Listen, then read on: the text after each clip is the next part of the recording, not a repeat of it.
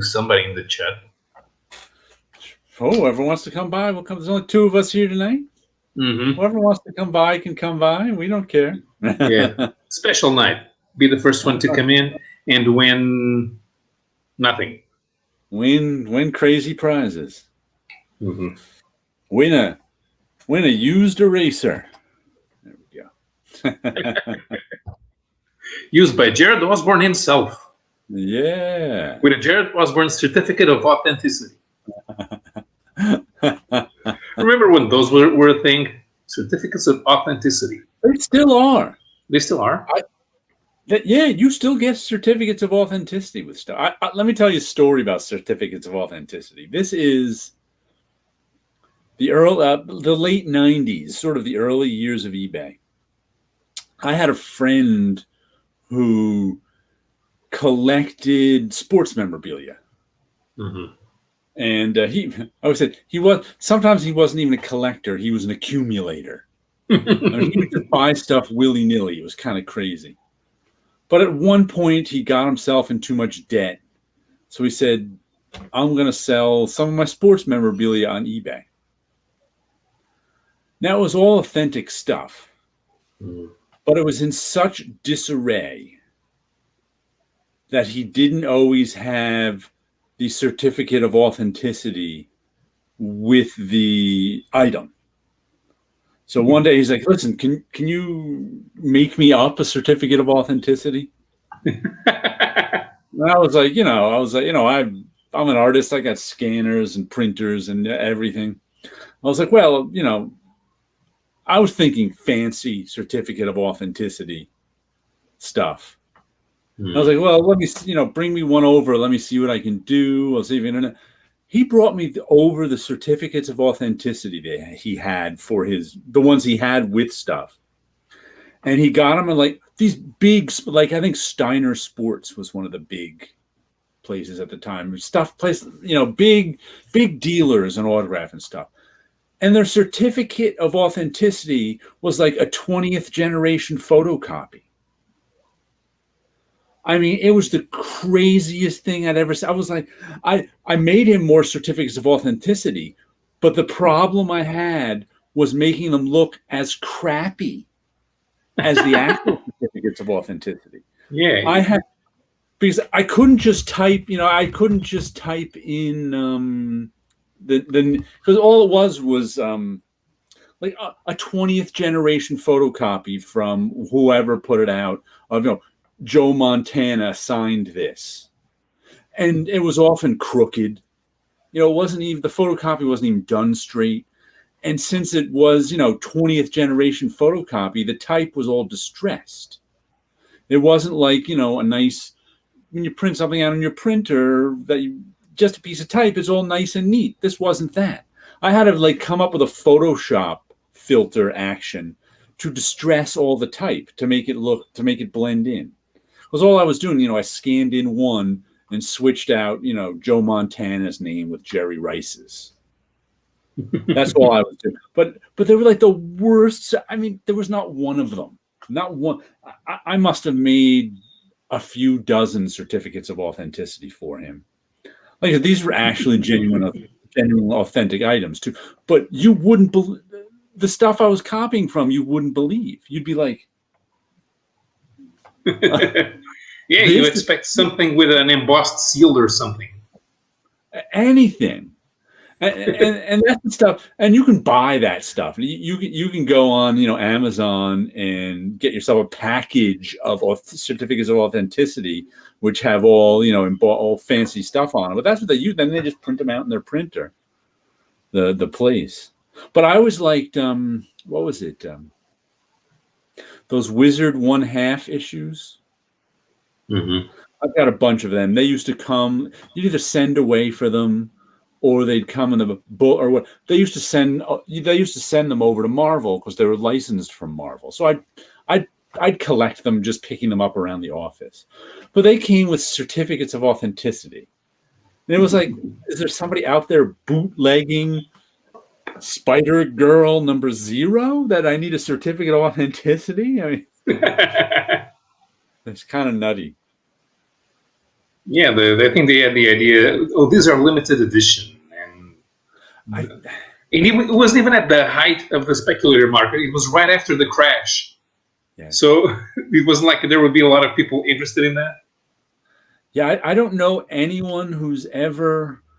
No, now that I'm thinking about it, I don't think I've seen anyone on YouTube ever show something. I guess they do on occasion show stuff with Mhm. certificates of authenticity. Usually when it's Yeah, an autographed thing, but yeah. like I you don't hardly remember ever many see. people talking about Wizard one half issues. And nowadays, I'm pretty sure that maybe if you run across one, even if you don't find them too much, you'll probably find them in the 50-cent bin because people don't Yeah, really care about those issues. yeah. I've seen them. I've seen people collect. I haven't seen it in a few years on YouTube, and they always found them in the dollar bin. No one was paying $20 an issue for a Wizard one half. Yeah, Just never happened. yeah. They're 16 pages. The story, nothing actually happens in the story. Yeah. They're just, oddities. They're just kind of Hmm.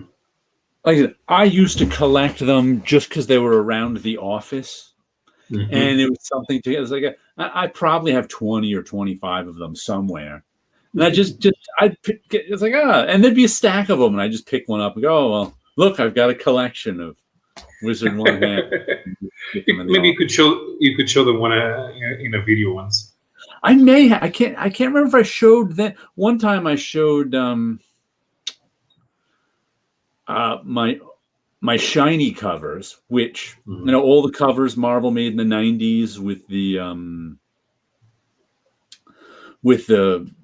hologram paper and the fifth ink color, or all that stuff, like during the boom years, that when they would make a special cover out of everything.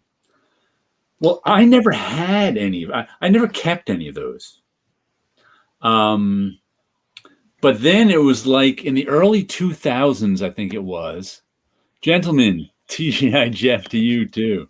It was like in the early 2000s, Marvel moved from 387 Park Avenue South, where there were like through most of the 80s and 90s. I think like in 2000, 2001, they moved to 40th Street. Mhm. And smaller offices. Ike was the cheapest man in the world. Um, and somebody had put out, I guess some editor, I don't even know who, was cleaning out their office. And there used to be a place where you'd put comics if you didn't want them. And I went over there and there was a whole stack of about, I don't know, 40 of those like specialty covers from the 90s. And like a wave of nostalgia came over me and I took them home. And I still have them in a box. I know I made a video of those ones, but I don't know if the Wizard one halves were in there. Mhm. But I was like, you know what? It was like 10 years later. I'm like, you know what? I don't think I saved a single specialty cover. It just But came to me. If Ike was such a penny pincher, why did he stay in Manhattan? I don't know. Probably because that's where stuff. But if you want to read, I just found this. Let me see if I can find this blog again real quickly. There's this one blog, but I think it's Robert Greenbaum. Is that his name? Let me see. Where is it? Book. Let me see. Where's my? I'm gonna have to find it later. I'm gonna find it later. But I know he's got this. He's got a blog, and he occasionally does this column called "My 1 Year at Marvel." Hmm. He was a guy who worked at DC for a lot of years, and then he came over in the early 2000s to work. He was like a marketing guy. I forget exactly what, but he worked directly with Ike a lot too. And he's going he's going month by month through his year at Marvel. And he's telling some of the stories about working like directly with Ike that are just nuts, that you wouldn't believe. Like one guy, Matt Hicks, I think he just posted a couple of them recently that I read. Matt Hicks was an assistant editor at Marvel. And when Marvel moved from 387 to 40th Street, Ike said, leave everything there. He didn't want any of the furniture brought over. He was bringing over whatever furniture. He was bringing the furniture over, Ike, with the movie. He didn't want to bring it. And there was one guy who liked his chair, Matt Hicks, and he brought it over himself. And that got him on Ike's bad side. He was on Ike's bad side until he got fired one day. And it was just like, and he, and Bob, I think Bob Greenberger, I think that was his name. He even said, this is for real. He got on Ike's bad side and never got off it for bringing a chair over. And it's just, Did you see the Dave McKean that came out? No, I didn't. Is that a new trade paperback or something old that Dave McKean did? I don't know, because I did not see it. But yeah, he tells another story he tells was that he told in his blog was, once again, I forget which editor it was that Bob Green. Ike would come into the editor's office and show him how to fold paper so that he wouldn't use a staple. Yeah. You could fold the corner of the paper over so you wouldn't use a staple. And he showed the same editor. Ike went into an editor's office and started pulling paper out of his garbage can and told him he could still use the back of the paper. You didn't have to print on just the front of the paper. You could print on the back of the paper too. And that's how, this is the guy, and he's still there, running. This is why, what's his name? Kevin Feige was so anxious to get out of under his thumb, and finally did, 10 years ago. When Disney said the MCU didn't have to listen to Ike anymore. Although Ike is still the biggest individual stock owner at DC. At Disney. At Disney. Because Disney didn't pay money for Marvel; they paid in stock. Right. And I think that happened after Steve Jobs died, because I think Steve Jobs, his stock got diluted to other people, so that's when Ike became the single largest shareholder at Disney. Mm-hmm. But when you think about the story, the crazy story like that, it's just like, my goodness, it's nice. So that Dave McKean Raptor trade paperback is new from Dark Horse. All right, I'm gonna have to look that one up because I didn't even know it existed. But I pay so little attention to the trade paperbacks that are coming in. That looks like an original graphic novel. Oh, okay, that's good. Is it about birds or dinosaurs? Yeah.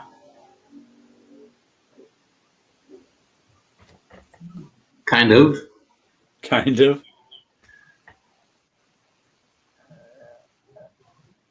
Yeah, something about it says it's a horror story.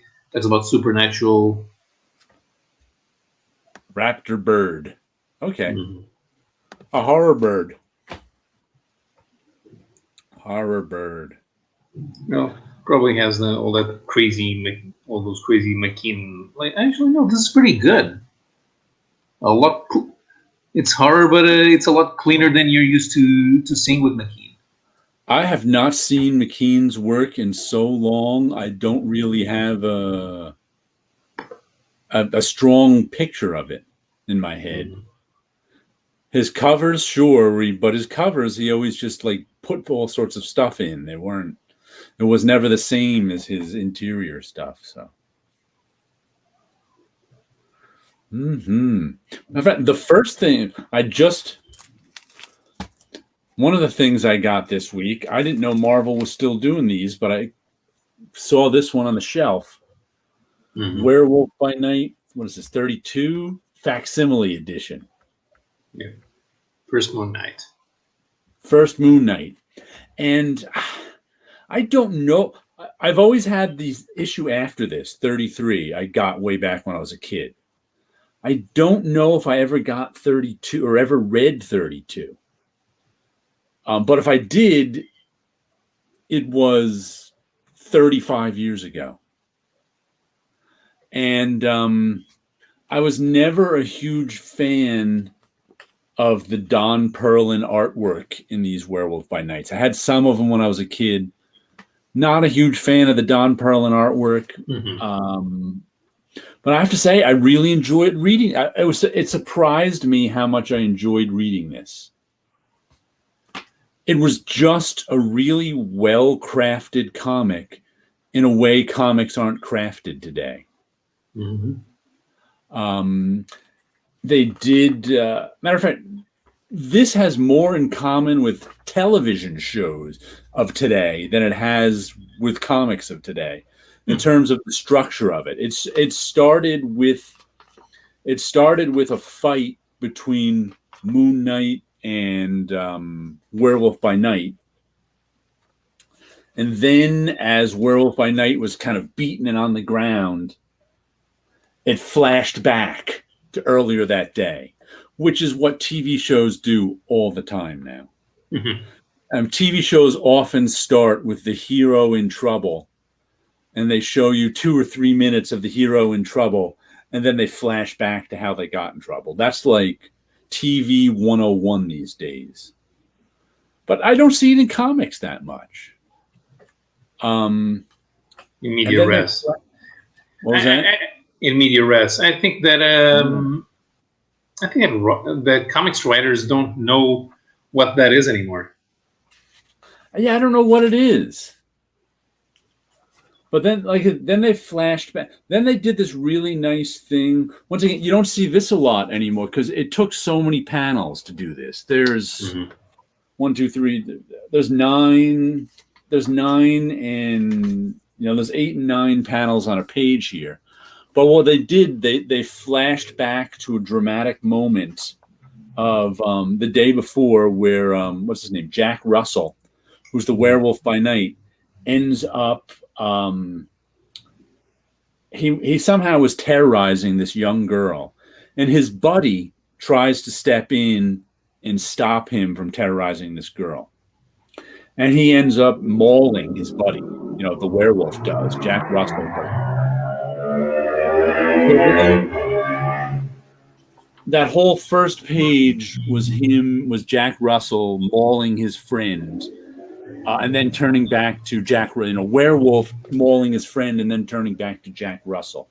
And then we've got the next 1, 2, 3 pages that cuts back and forth between Jack Russell waking up in the snow, getting dressed, trying to find his friend who said he would pick him up. And meanwhile, his friend's at his hospital and the doctors are trying to save him. So it's sort of like a medical emergency room scene, really nicely interspersed. Really, the storytelling is really well done. Don Perlin's, drawing might not be my favorite, but he did a real nice job telling the story here. And Doug Mensch's writing is good. I'm like, it's actually, it's very involving. Like I said, I was surprised at how much I liked this. And then we got the rest. We got the rest of the story with him meeting up with Moon Knight and going to the fight, and eventually, and there's stuff going on. But like I said, this is a really, really solid, well done 70s comic. In my mind, it was kind of what I classify as mediocre 70s Marvel comics. There's plenty of that. But this is this might not be the best of Marvel's 70s comics, but it's not mediocre Marvel's 70s guys. It's well-crafted Marvel's 70s comics. Yeah, because a lot of those horror comics from the 70s, they completely disappeared even out of people's minds during the 80s. And Werewolf by Night was the second most successful one in the line. All the other ones. Dracula was the most successful. Right. But Frankenstein didn't last as long. No. Zombie didn't last as long. No. Morbius didn't last as long. Werewolf by Night. And Werewolf by Night was monthly. Even Doctor Strange was bi-monthly. So was Daredevil. It's amazing, too, when I think back. I didn't know any Werewolf by Night fans growing up in the 70s. I mean, I just didn't know any. And even looking back, I don't know. Even with all the comic fans I know, I don't think I know a single comic fan who Werewolf by Night was one of their favorite books. But everybody always had a few issues of it. I guess it was one of those books that was just in the background, but was somehow popular enough to keep going. Yeah. Well, there was one supporting character that I heard people talking about, even in the 90s, Topaz. Topaz debuted in Werewolf by Night. Yeah. I've never heard many people talk about Topaz. Certainly not in the 70s. Mm-hmm. I love Chris Samney's artwork on Firepower and everything else. He has an Oni series called Jonah. This week he came out with a big, oversized drawing board edition. Oh, I want to check that one out. Because I like Chris Samney's stuff too, but I didn't like Firepower a whole lot. Yeah, Mike. Anybody who was a Werewolf by Night fan was a Mike Ploog fan. I have to say, those were the prettiest. That was the stuff I liked too. If I was gonna get some Werewolf by Night, I would much prefer the early Ploog issues because the drawing is so nice in those. Mm-hmm. But I was around for, let's see what year I was around. That was a few years before me. Let me see this. They're an original. Oh my God, that indicia is so small. The indicia is tiny. I don't even know. I don't even think they put the original year in the 72. 70. No, it says Werewolf by Night 72. That might be the first issue. That's how they. Werewolf by Night 32. So if I remember correctly, Werewolf by Night was 74 to 77. It just said 72 in here. So I think the first issue came out in 72. No. Came out in 74. I'm pretty sure of it. 74. Well, in the indicia it says Werewolf by Night. Parentheses. Werewolf by Night debuted no, he debuted in Marvel Premiere before he had his own title. So yeah, it must be 72 then. Yeah. Mm-hmm. Good evening, Sleepy Reader. Hey. But yeah, how many issues did Werewolf by Night go? It passed 50, didn't it? No, it was 43, I think. 43? Okay. So yeah, that's almost 4 years. Yeah. Yeah. That's not bad. And let's see, Dracula went 70. Yeah.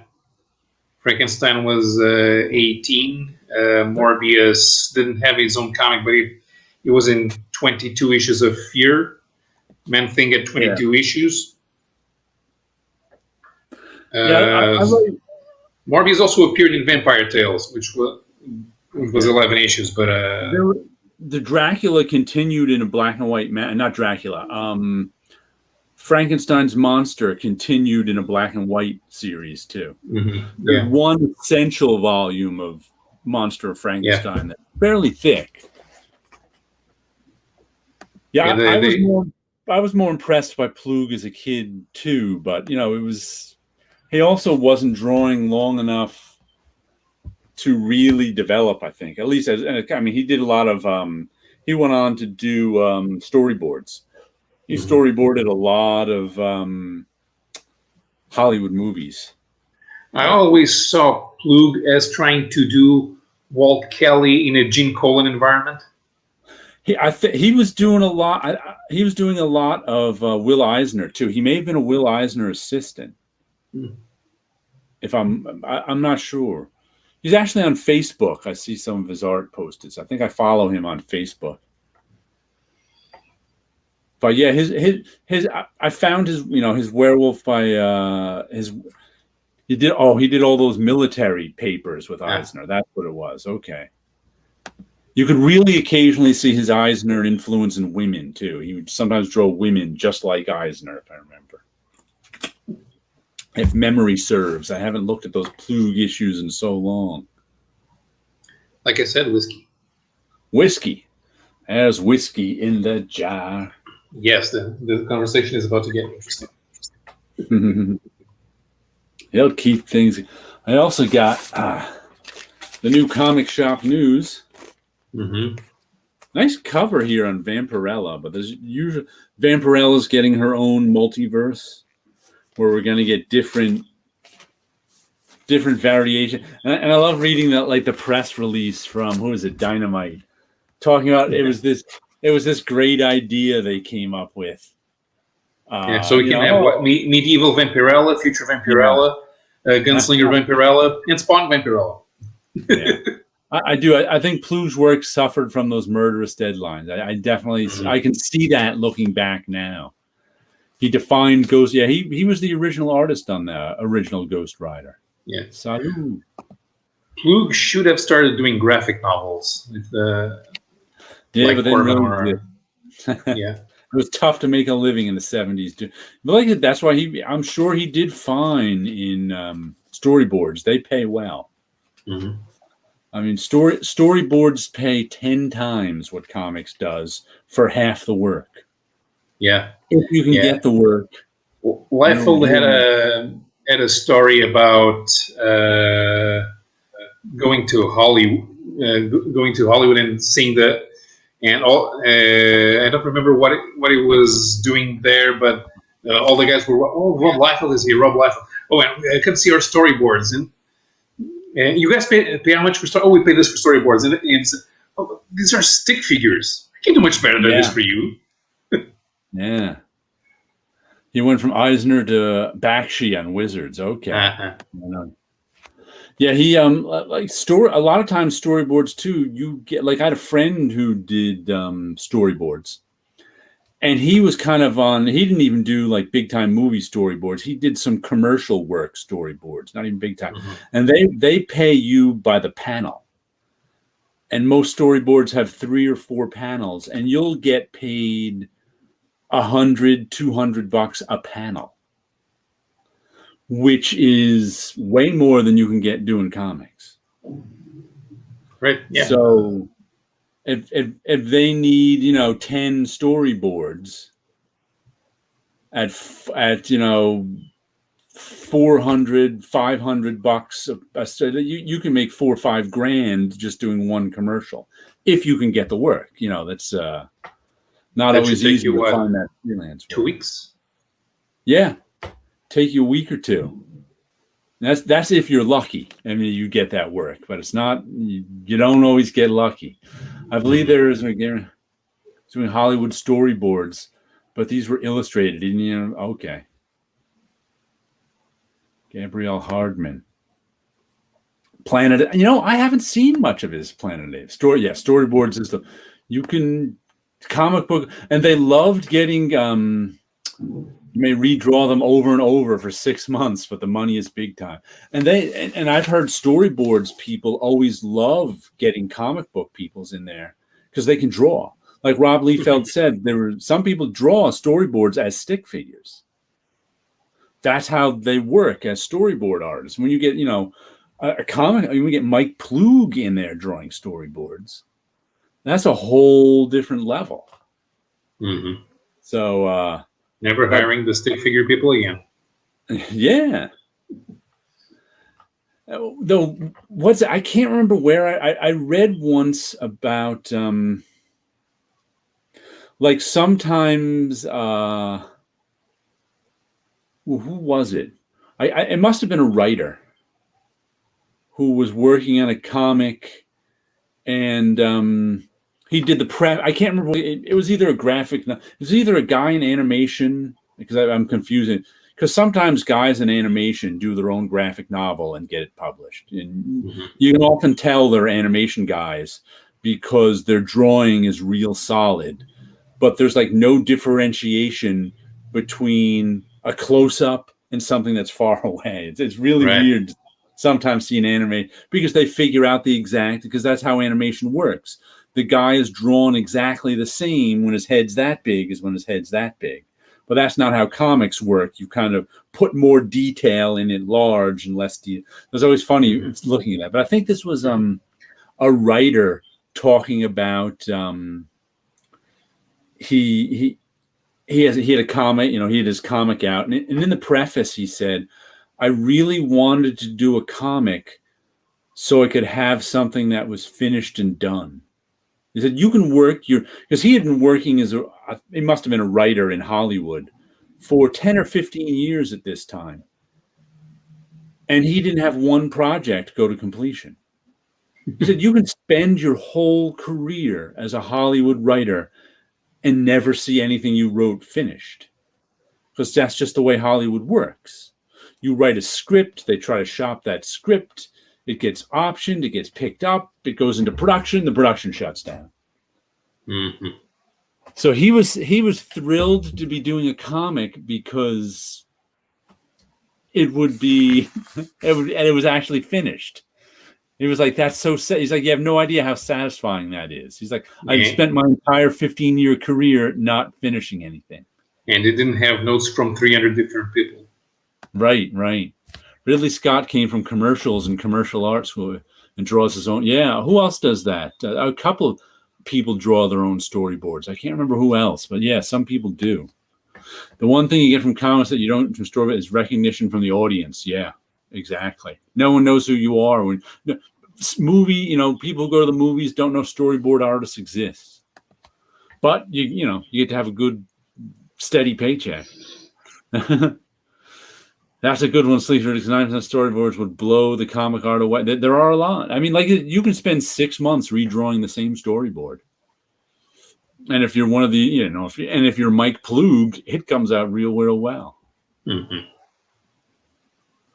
But you have endless time and money to do it. When you're a comic book artist, you have to move on to the next page as quickly as possible.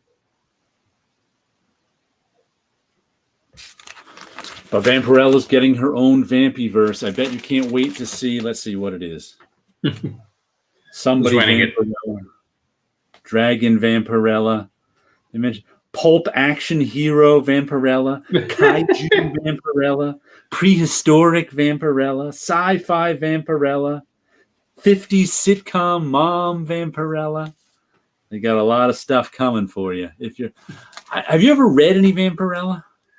Yeah, I read one of the 90s miniseries. And that's it.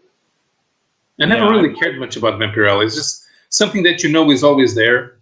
Yeah, I like the covers. The covers are all nice. I think I have a bunch of the covers digitally that I've collected. Mm-hmm. I might pick up Mouse Guard one shot next week, because I think I had 5 comics on my pull list, and I picked up 2 others, and there just wasn't money in the budget for Mouse Guard, but he had a good 5 or 6 copies of Mouse Guard there. So I was like, you know what? I'll pick up Mouse Guard next week. The Warren series worth reading in the early 90s. Adam Hughes covers are worth collecting. Yeah. The one on Dynamite, which I bought on a whim earlier this year, that it was like a 5-issue miniseries. That was actually pretty good. She was in it too. It was a good series, but it was one of those miniseries I picked up on a whim. I was like, it's a miniseries. I'll buy it. Why not? It's only 5 issues. Then we got to the end of it, and it didn't even end. And there was going to be another miniseries after it. And I just went, forget it. I don't like this enough to constantly buy miniseries of it. But that's something that the Dynamite, Boom, they do a lot. When Project Superpowers came up for the first time, they did a miniseries, and now all of the stories separated to their own titles. Now you get Death-Defying Devil, because it can be called Daredevil, and the Green Llama, and Dynamic Man, and I was like, I'm not gonna buy all that. Yeah, nobody's gonna buy all that. It's fake Daredevil. It's not Daredevil, Green Llama, and Dynamic Man. Nobody cares. The only strength that thing had was that Alex Ross was doing the covers and the co-plotting. Yeah, and he was doing it with Jim Kruger, who turns out did a very decent job with Earth X. So you're willing to go along for the ride. But yeah, you gotta keep it all together. If you start branching out and trying to do spin-offs, everything's gonna fizzle out. And I think a bunch of those series just ended too. I mean, they didn't even, because I know my friend Rob was complaining, and he still complains that I think it was Dynamite. He was buying a couple of those series and enjoyed them, and they just stopped coming out. Yeah, they had a story or anything. I think they did 3 omnibuses with the stuff that had come out, and that was it. Yeah. And it was Jim Silky or Frank Cho or Dave Seaver, even Dodson or Adams Cheesecake, and we were. Oh, that's the Warren stuff. Matter of fact, another one I passed on that I was thinking about getting was Frank Cho just came out with Fight Girls, I think is the name of it. I saw that one on the stands. I don't know if it came out this week or last week, and I thought it was supposed to come out 2 weeks ago, and I didn't see it and I missed it. But then I saw it this week, and I was like, oh, maybe I'll pick that one up, but.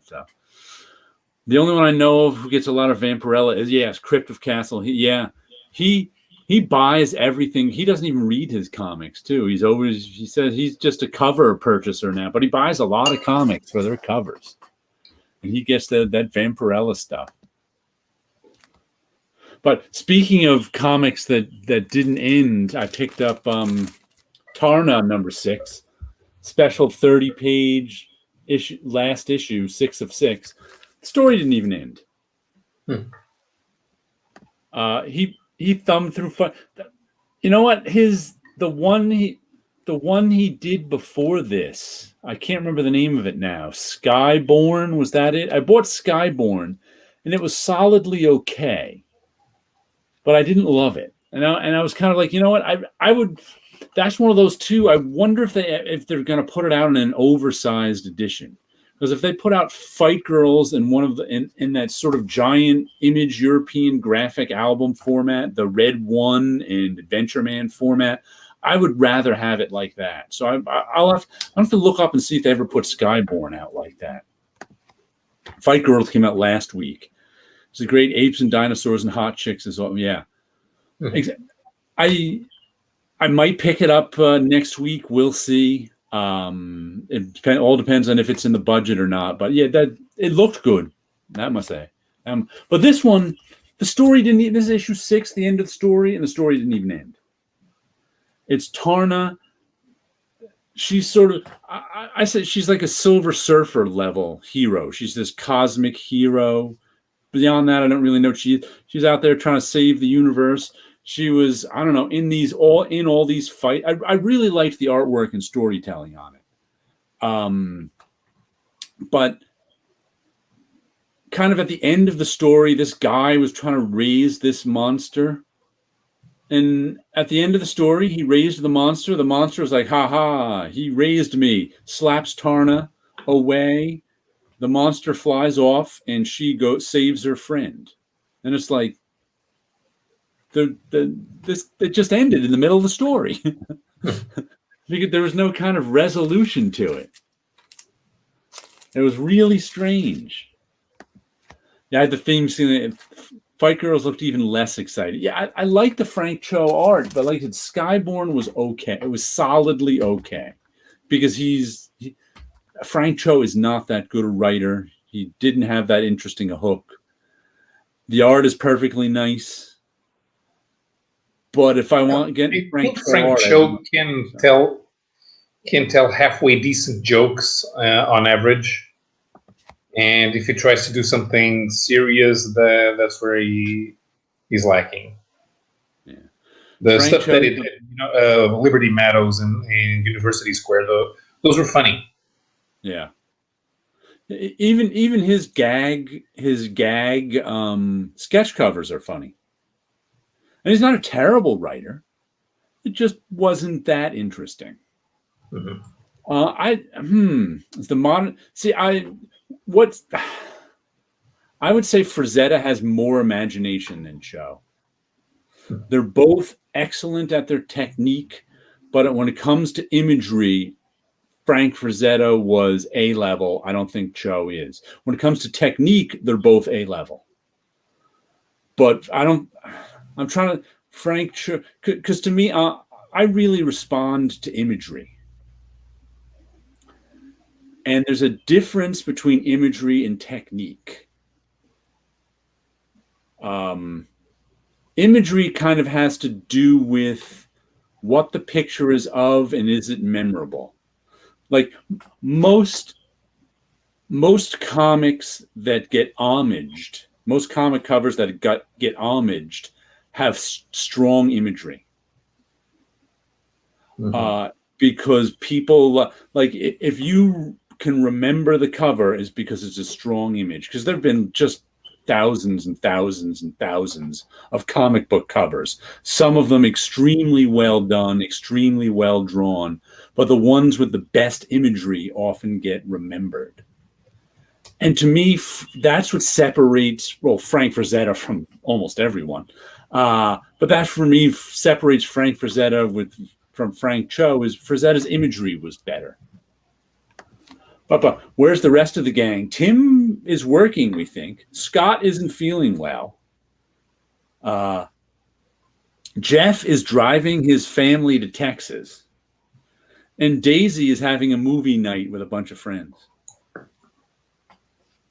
So you get Paulo and I tonight. Mm-hmm. Unless somebody wants to come in. Yeah. Paulo's ready to invite anyone in. Yeah. Unless he likes more people to talk to. Yeah, but you see, a lot of people respond to technique too. Like somebody like Art Germ. Mm-hmm. Art Germ is all technique to me. He can make really pretty women, but he does them in a way people like. But to me, he doesn't have any memorable imagery. Nobody's going to homage an Art Germ cover because he's all about the technique. And there's other guys like that too. In a way, well, it's weird because, like, when I think of like somebody like, what is he? Oh, Danger Girl. J. Scott Campbell. J. Scott Campbell. He kind of, he's got sort of imagery, style, and technique. But it's kind of like style is kind of different than technique. Style is kind of the way you choose to do something. And then the technique is how you do it. So like J. Scott Campbell, like often chooses to do cheesecake. That's kind of his style, but he does it with such his drawing is kind of idiosyncratic. He doesn't really have a technique. It's not easy to copy J. Scott Campbell's style because his technique is idiosyncratic. Like you could learn Art Germ's style and do stuff that looks like him. Mm-hmm. Because his style has to do a lot with computers, but his style is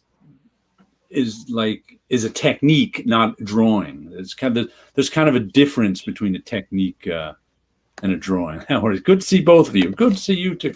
Never thought to command Cho now. Cho seems much more of a pinup artist transferred to comics. Frazetta seems like a Renaissance artist turned to like I said. To me, the big difference is imagery, and they're both very good at technique.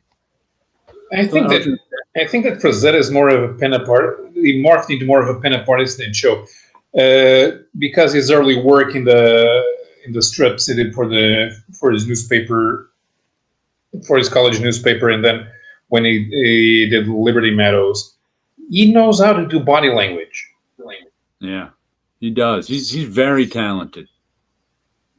He is he's an A-level talent.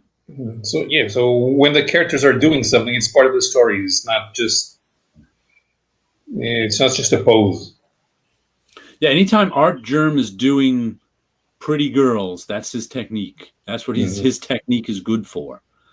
I mean, no one wants to see Art Germ do dudes.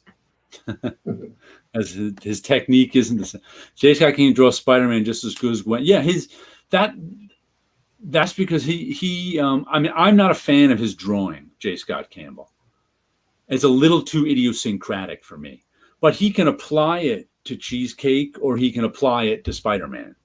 It's still the same drawing, but it's very idiosyncratic, which makes his work tough to copy. I like the way they both do lines with a brush. That's Frazetta and Cho. Yeah, Cho he put out a book of ballpoint pen drawings too. A lot of people like to use ballpoint pen because you can make a nice gradation with it. And he did a lot of, and like I said, his technique with using ballpoint pen was perfect. It was, you can see him on his Instagram, or else, like I said, he put out a book. Yeah, Frazetta wasn't digital, right?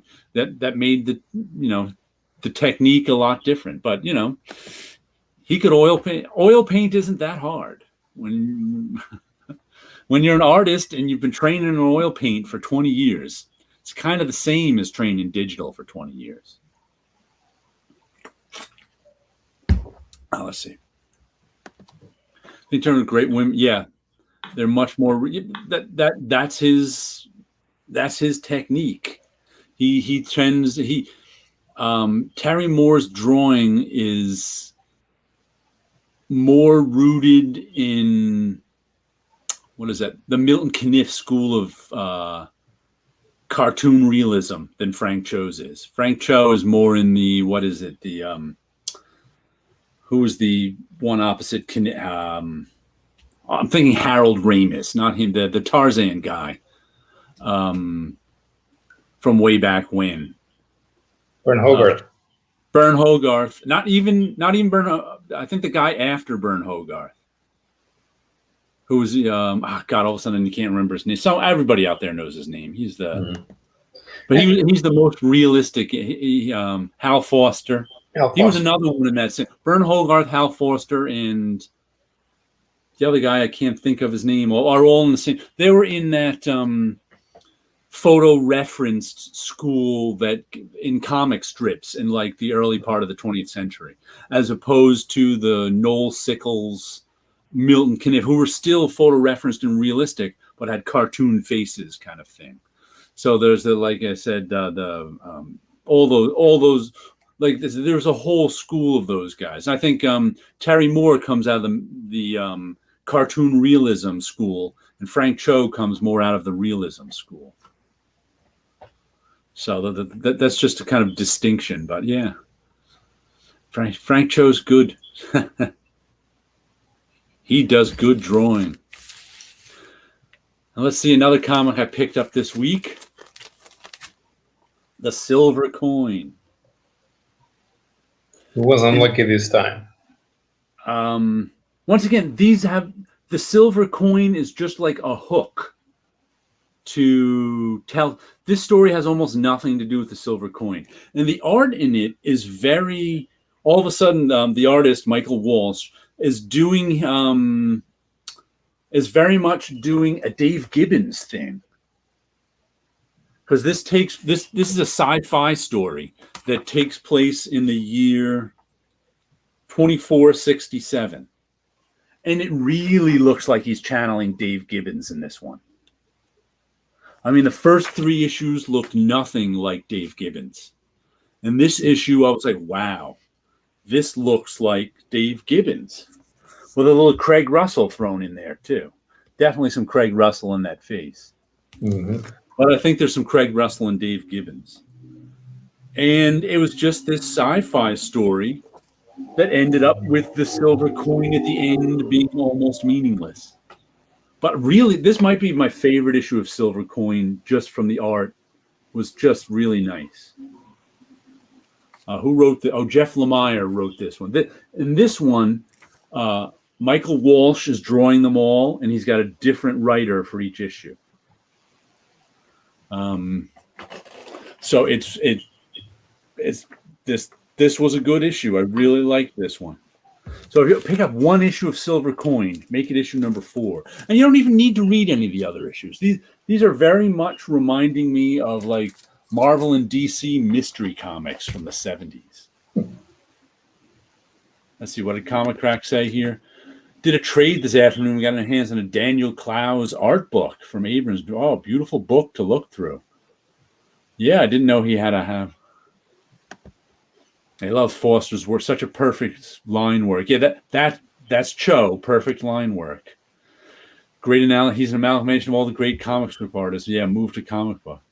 Clowes is great. I'm How can you not like Daniel Clowes? I've been following Daniel Clowes. Matter of fact, I didn't like Lloyd Llewellyn. When Daniel Clowes, his first magazine that came out was Lloyd Llewellyn, and I got an issue or two of it and wasn't that fond of it. And then he came out with 8 Ball, and I bought the first issue and was on it ever since. Perfect line, yeah. Of course, Comic Crack's going to make a video of that. Mm-hmm. I liked his Ghost World story. Wasn't my favorite Daniel Clowes story, but I was okay with the. I was fine with the Ghost World story because it's about kind of it wasn't that complex a story. It was a story about loss. But also I liked it more. It might be a little esoteric, Daniel, because once you found out, literally just looking at Lloyd Llewellyn as you said that. Love the movie to you. I didn't even realize Lloyd Llewellyn. Yeah, that's Daniel Clowes. I need to read more Clowes to judge his work more. Like a velvet glove wrapped in like a what is the name of it? Like a iron glove, like a velvet glove wrapped in iron. Was that? I can't remember. All of a sudden, I can't remember the name of it. That's really good. It's his most surreal story. I'm a big fan of David Boring. Ray Gunn is real good too. But like a velvet glove clad in iron. That's it. But most of his stuff is really good. But like a Ghost World might be a little esoteric in once you find out that the 2 girls in Ghost World are Daniel Clowes, the Wasp half of his family and the Jewish half of his family. And that's what the story's about, kind of. His him talking to himself. Art School Confidential is like a classic 3-page story that they turned into a movie. I never heard of the audio commentary of Ghost World. Yeah, velvet glove cast in iron. That's it. Yeah, like an iron fist in a Wilson. Wilson was a good one. That's another one. I enjoyed Wilson. Try Death Red. If I were to recommend one Clowes story to start with, I'd recommend Death Ray. It's fairly short. You can get in an oversized version. And it's just the story of a guy who gets it's almost a Dan Clowes superhero story, but not really. Because it's about a guy who gets a death ray. And what does he do? It erases a person from existence. And what does anybody do with a death ray? David Boring might be my favorite Clowes one too. Oh, yeah, David Boring is excellent. Yeah. All good. Have you read much Clowes, Paolo? No, and I've never been that interested. When he was hot, he actually was in Portugal here about 15 years ago, and I was not interested in indie comics then. I didn't even stay for his conference in the comics festival, but it's not something that's really appealed to me visually. And yeah, you can talk about Clowes, but I'm gonna skip that conversation. You should try Ray Gun. See if you can, or Death Ray, pardon me. See, like I said, it's short, it's interesting.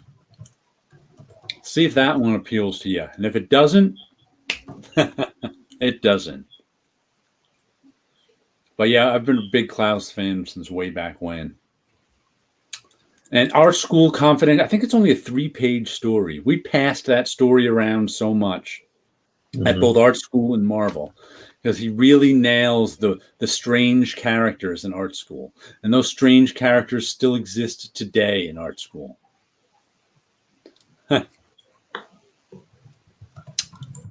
Or Wilson or Caricature. Okay. Wilson is a movie? I did not know they made a movie out of Wilson. That's interesting. Let's see what else is coming out besides Vampirella. You know what? I saw this. Let me show you this. There's a Joker who I thought looked like Ice Cream Man in this one, but he's, I think, a pilot. And I just don't care in the least about the Joker. I've had my if I never read another Joker story, that's fine with me. Oh, Woody Harrelson as Wilson. I'm going to check that out. I have no memory of them making. But then I even saw, you know how we've been talking, of course, about Carmen the last 5 weeks here, and how much everybody's liking Carmen. Well, Julian March is doing the art on the Joker. And even that, as much as I liked Carmen, I was like, oh, I'm going to buy stuff, whatever Julian March does. I'm still not buying the Joker.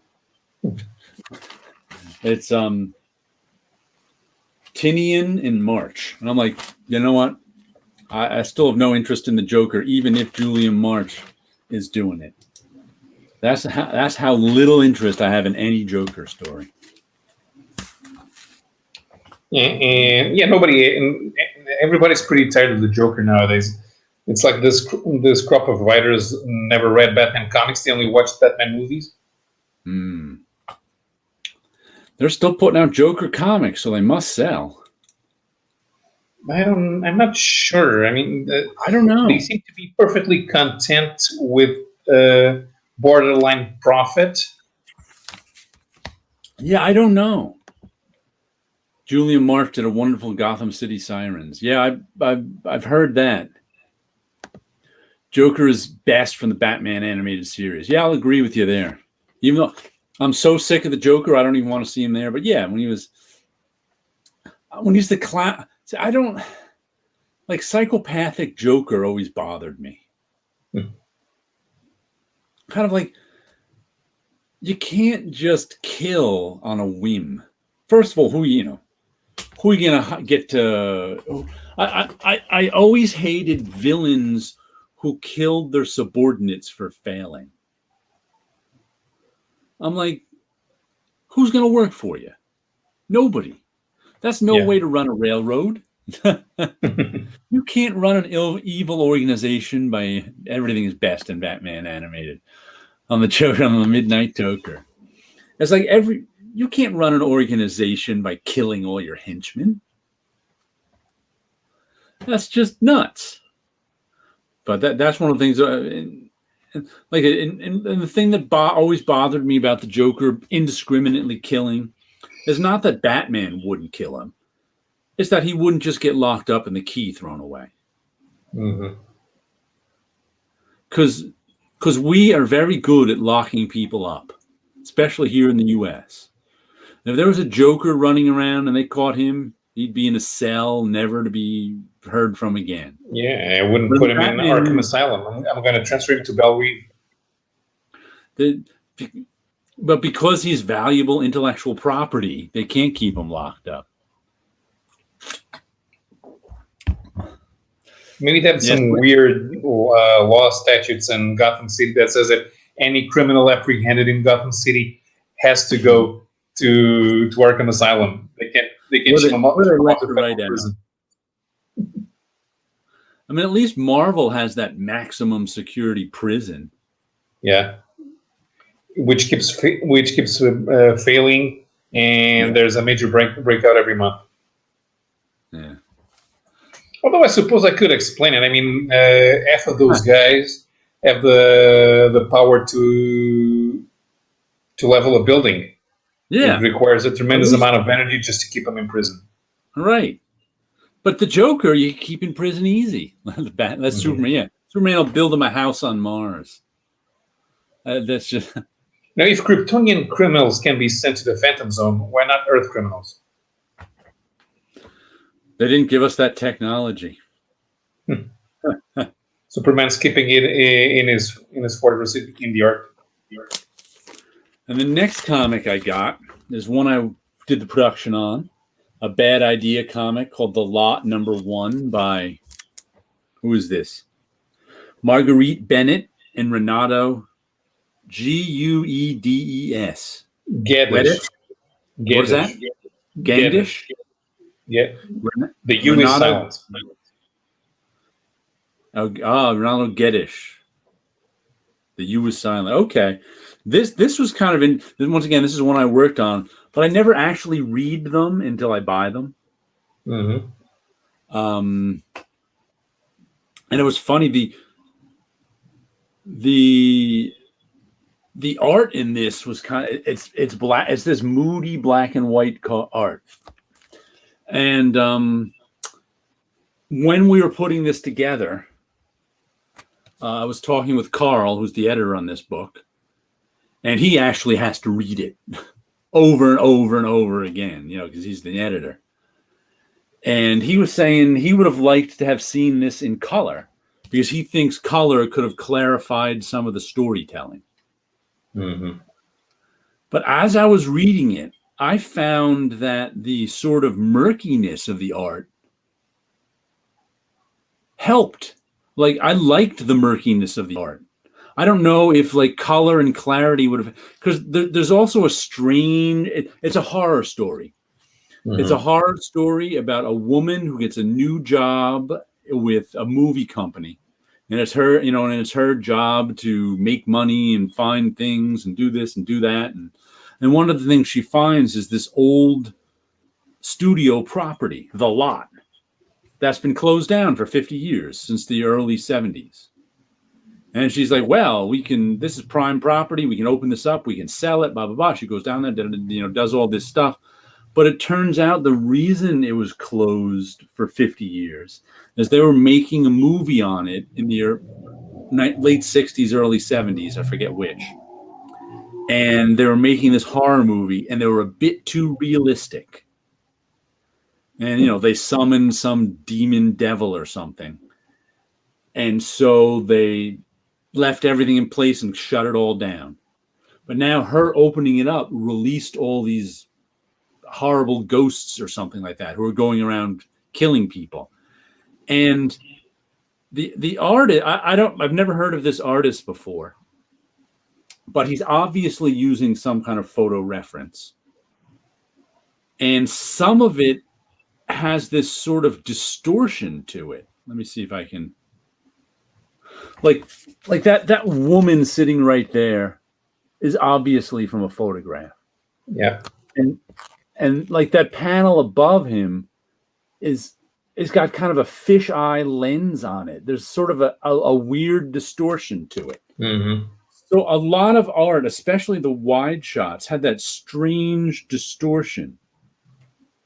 Like and like a lot of things where he had just all these characters just kind of fading into black. And like this whole space is like all black with little, it isn't a realistic color space. It's this strange, distorted color space. So I think actually adding color to it, the colorist most likely would have wanted to clarify things. And I think that actually would have hurt the art. Because I think that weird distortion helps the art. It makes it a little more, it made me a little more off kilter, and like, because that's what, and it made me a little more susceptible to the horror. So I think I like it in black and white better than if they added color to it.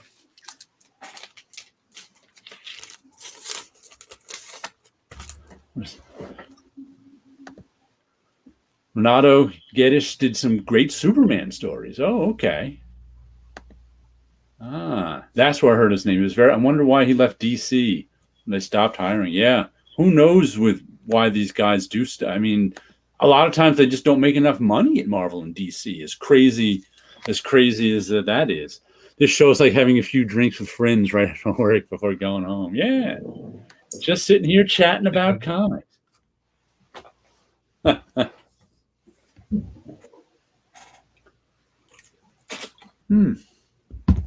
I'm just drinking water, though. Mm-hmm. I'm a teetotaler, so just water for me.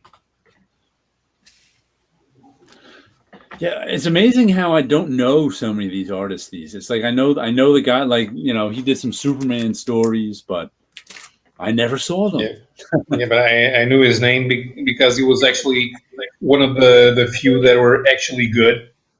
Yeah, With an art style that you can recognize. yeah. He was definitely using photographs in this one. I could tell. But like I said, I don't know. He kind of remind me of something like that Gene Cole, like that Paul Galassi story uh, from the Black with the Black Widow that came out in Bizarre Adventures back in Yes, 1980 or so. and you're just about to say, I think Gene Colan too. The distortion Yeah. reminded me a little of Gene Colan at the Hmm. time.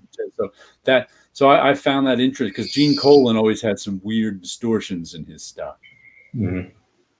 But that's kind of what the art, like I said, I liked that the art kept me off kilter because the story was fairly straightforward. But like just this, now here's this page is almost what's his name, Richard Corbin. Hmm. Yeah, he's not using the photo reference. No, He's not as as a crutch. He's definitely going for specific photos in specific yeah, places in specific positions. and he's using it here and there, like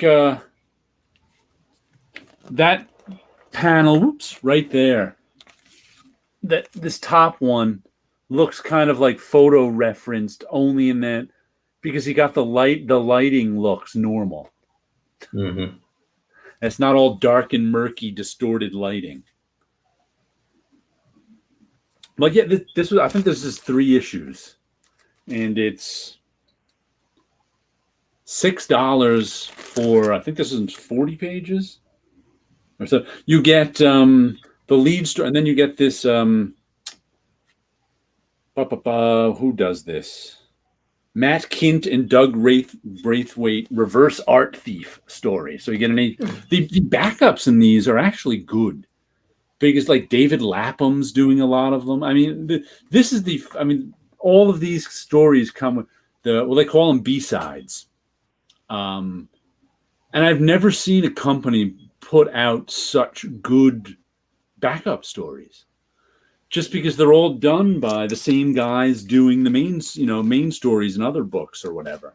They're not like new guys who they're trying out or something. So like Matt Kint and David Lapham backup stories, I'm down for. I'm okay with that. I recommended David Lapham to a guy who started reading comics with Bendis' Avengers. Yeah. Yeah, because he did a video where he was going, I got $2, let's go to the dollar bin. And he starts picking up, lifting stuff, and he lifts a stray bullets, and he puts it back on, and then he gets a Bendis Avengers, and and I told him, well, what are you doing in the comments? But then I kept man, you gotta read the stray bullets. And you can I pick told up him, any issue of Stray yeah, Bullets. yeah, I told him, it's like Sin City, but the art actually tells a story. Yeah. Yeah. How I always describe Stray Bullet, but it's kind of not. It hasn't been like that in years because he's been doing the main story about. All of a sudden, I can't remember any of his characters' names, but he's doing the story about that main crew.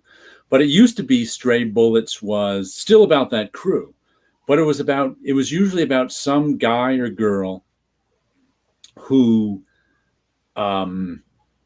wandered too far into this sort of criminal world and stayed a few minutes too long, and bad things just happened to them. They'd get hit by stray bullets. That was he had a lot of stories like that. So it was not necessarily about the main crew. It was about people orbiting the main crew, and just good stuff. Lapham's one of my favorites. And like I said, he's doing good stuff for Bad Idea Comics too, so that's cool. And the next one I got was issue 6 of 6 of Ha Ha. This is much like Silver Coin, but it's the Silver Coin is the same artist every issue and different writer. This has the same writer and different artist every issue. And it's Maxwell Prince is the writer. He's the Ice Cream Man guy. And this issue is Martine Morazzo and Chris O'Halloran.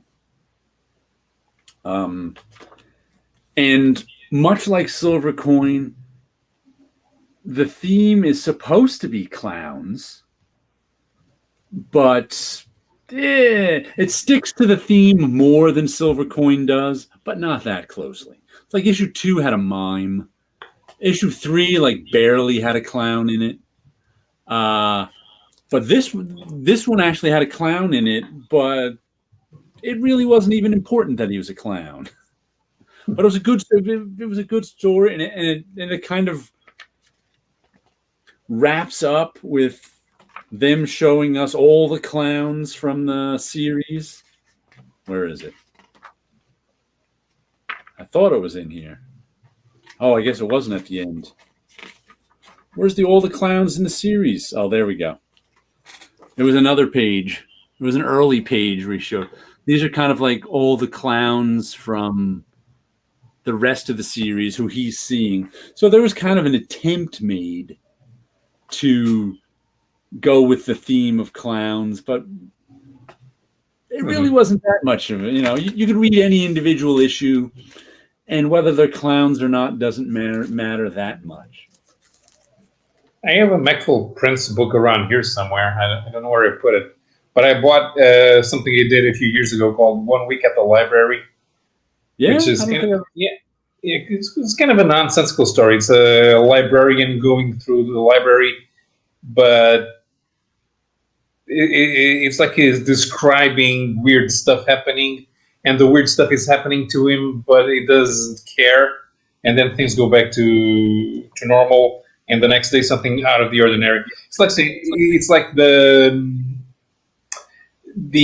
imagination that he lets run wild when he's reading the books is seeping into reality, and he's enjoying it. So I think it's more personal than what he's doing with Ice Cream Man. I didn't read it. I didn't read Ha Ha, so I don't know how it's going with that one. I read the first Ice Cream Man. Yeah. No. Ice Cream Man's good. Ice Cream Man, I don't know that it's going anywhere in terms of a plot moving forward. He's just telling stories, which is fine with me. I started picking up the Ice Cream Man with like issue 18. Edward Ferguson. I don't know if I've ever seen it. I don't know if I remember the name Edward Ferguson. Maybe I do. Spent over $100 a week in July, so glad to see some series stopping. Yeah. Wow. $100 a week. I know what you mean, though. I'm glad to see some series stopping, too, but now I'm going to have to find some more series after they all stop. Maybe talk about... we should have an auction. We'll sell... I got this pencil sharpener for you right here. Yeah, you can sell the Wizard 1.5 issues. Wizard 1.5 issues. Ultra rare. A couple of variants that are hot. All the variants are hot. Including Jeff Novels 2. Hardly any Marvel. Wow. $100 a week is a lot. I think in July I've spent about $30 a week, and that's a lot for me. I mean, that's like I could have got, if they were in the budget, I could have got Mouse Guard and Fight Girls too. So there's like 2 I had to leave behind even, but I think they'll be there. If it's slow this week, I don't know. I plan my stuff out a little bit. Time to show off our slabbed grails. I do not. It annoys me when people call comics grails, because the whole point of the Holy Grail is that it's unattainable, and people attain their grails all the time. And I'm always like, come on, it can't be a grail if you attain it. Did you not read the story? No, People don't know the actual story. They just know the Grail is something valuable. So that's just annoying when people don't know the story they're referencing. Oh, Heavy Metal Magazine, which is $14. You know what I find funny about that is in the 90s, I had a subscription to Heavy Metal Magazine. And you could get a subscription for like 12 issues for $14. And now it's like just so because they don't have advertising anymore. It used to be in the back in the day with Heavy Metal Magazine, it was your circulation numbers drove your advertising rates up. Mm-hmm. But you can convince advertisers to put a page in a magazine nowadays. There's no advertising left. They are I haven't picked up one of those, but I picked up their The King Without a Sword is a Land Without a King. Yeah, I don't. I've picked up. They put out some of these. Like I picked up one of them a few weeks ago. When they finish a story, they put it out in a magazine size like comic for only like $4. They did that with a few of them, and I picked one of those up, and I was like, all right. The Bart Sears one, I can't remember the name of it. It was to be continued though, but I was like, cool. It was like $4 for a 32-page magazine size comic. I was like, I'll buy that. Try it out. I'm going to show you a comic I bought only for its cover. Well, I bought it to read it too. It just wasn't very good when I read it. And that is God Killer. Oh, it's Tomorrow's Ashes. I didn't notice there was a tomorrow on. Look, there's the logo. Try to find the tomorrow. It was only when I was figuring it out. I noticed there's I thought it was God Killer Ashes. There's a dark purple over green. Yeah. I liked that cover. I was like, oh, it's pretty cool. I don't know who does it. Who does this cover? Covers by Ned Chang and Anna Muckraker. Oh, Lila DeLuca and Maria Wolf.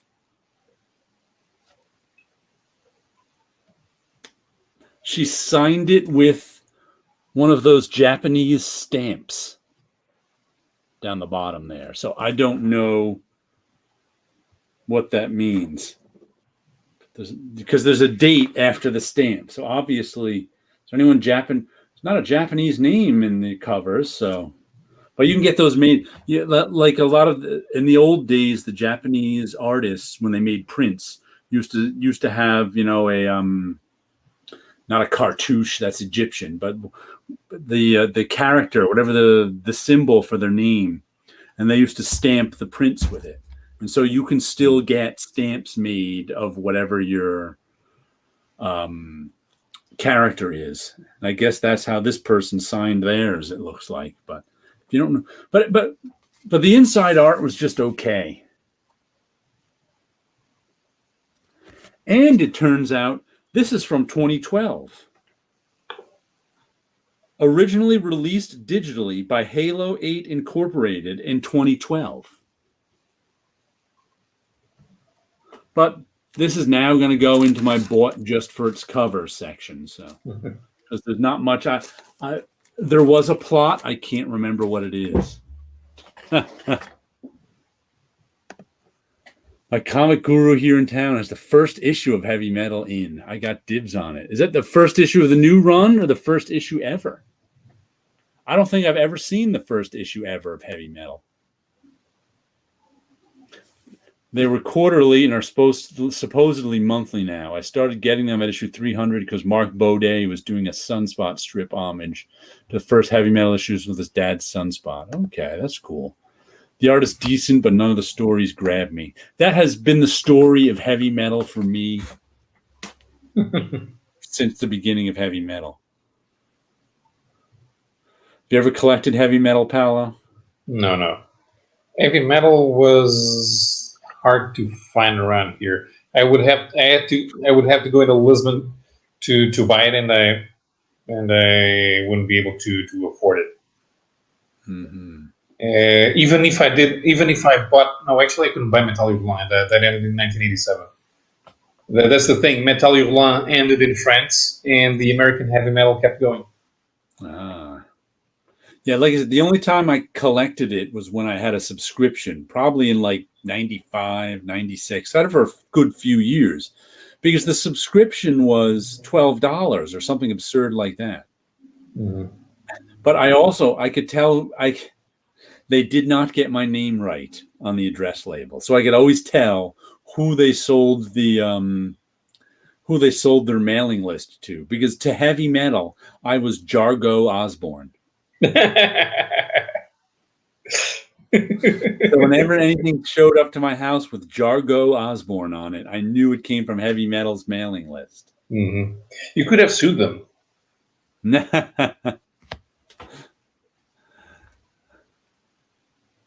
The first 30 issues had Mobius and Corbin. Yeah. The art was always good in those early stuff. Yeah. I read some, the art was good. The stories didn't do anything for me. Yep. That's it. Jargo. That's who I was. That's a great name. Yeah. I always liked it. I remembered all these years. You don't see many Jargos. Probably could be like a Mandalorian or something. There's probably a Jargo. Mhm. How you turn You can dress up as a Mandalorian for Halloween, and you introduce yourself as Jargo. Yeah. I don't know how they managed to get GO out of ED though. That's well, let's see, an E. If it's a lowercase e and you were dyslexic, you might turn it into Mm, E. Because yeah, maybe because and a D might look like an O if it didn't get yeah, that, because I had to fill the stuff out by hand. must If it have had been long, but a must have been an ink lowercase. stain. No, you can't get it. It had to be an ink stain on printed on the form or something. Jargo Fett. There we go. It will confuse people with the name Jorge. Yeah. I'm Jargo Fett, and this is my Mexican cousin, Jorge.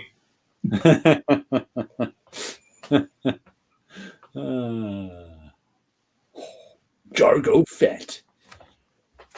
One thing I read this week, I think Sleepy Reader read this one. I read it on Hoopla.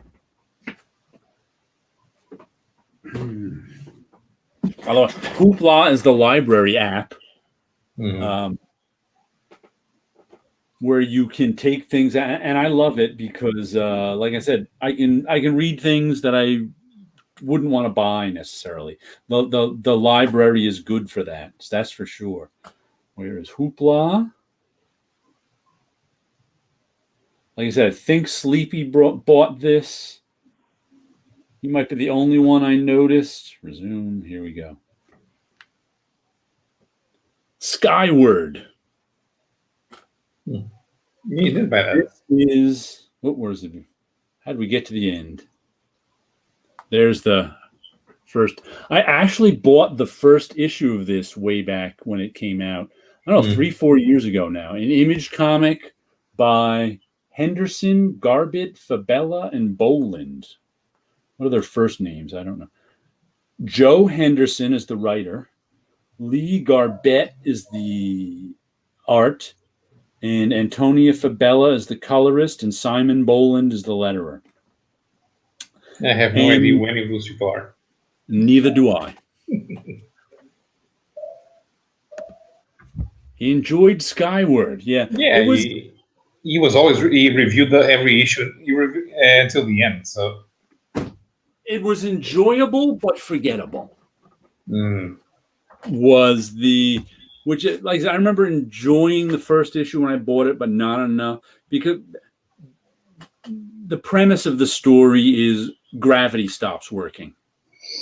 So one day gravity stops working. Now it's 20 years later, and people have adapted to gravity not working, and that's kind of the interesting part of the story: gravity not working and them adapting to it. But then the rest of the comic is just kind of this typical, teenage girl. Her father is one of the ones who predicted gravity would stop working, and he can't go outside because he's an agoraphobic, and he's the person who maybe could fix things now but can't. And then she finds out his old partner is this millionaire guy who helped people, but they don't get along. And are they going to get? And the partner turns out to be evil and wants to kill the and the rest of it was just kind of a typical story about, two feuding business where, the scientist guy who wants to do right by people and the business guy who wants to make money and the young idealistic daughter and some of her friends. And that part was all forgettable was the problem. But the art was really nice. The storytelling was good. It's worth a read like on Hoopla or something. If you get a chance to flip through it and read it, you'll have an enjoyable hour. So it's like a Mark Miller comic. It's easy to translate it to a movie. The art, yeah, I don't know Garbett at all, but the art was good. The art was definitely a strong point. The art was nearly flawless. It told the story real well. It moved things along. It was a quick read. It really did. A lot of current indie comics are enjoyable but forgettable. Yeah, I suppose. Nice issue, but yeah, not totally forgettable too. Yeah, it was not as forgettable as some, because the gravity hook was good. That's what you'll remember about the comic, is it was the one where gravity went away. But other than that, I'd recommend taking it out of the library. Some things are go to your local or go to Hoopla and take it out from your library that way and read it digitally. Because it was enjoyable, just not enjoyable enough for me to want to buy. Like, what did I read on Hoopla? I mentioned a couple weeks ago, the Warren Ellis James Bond omnibus I read. That I would buy. If I saw it for the right price, I would buy that because I want to read that one again physically. This one, I'd probably, if someone gave it to me, I'd read it again physically, but I wouldn't track it down. Better than the idea of Daylight going away. Yeah. I mean, Nocturne is okay. Nocturne. See, that's the weird thing about buying comics. I'm buying Nocturna, which I'm only buying. Like the difference between Skyward and Nocturna was probably how many comics were on my pull list at the time. When I started buying, it's like I bought the first issue of Nocturna to try it out.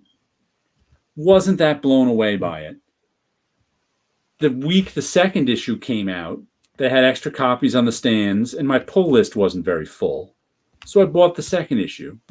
Same with the third. So I eventually put it on my pull list just because I was buying it because I didn't have a lot on my pull list. Meanwhile, Skyward, I probably liked at least as much as I liked Nocturna's first issue. But I had more stuff on my pull list.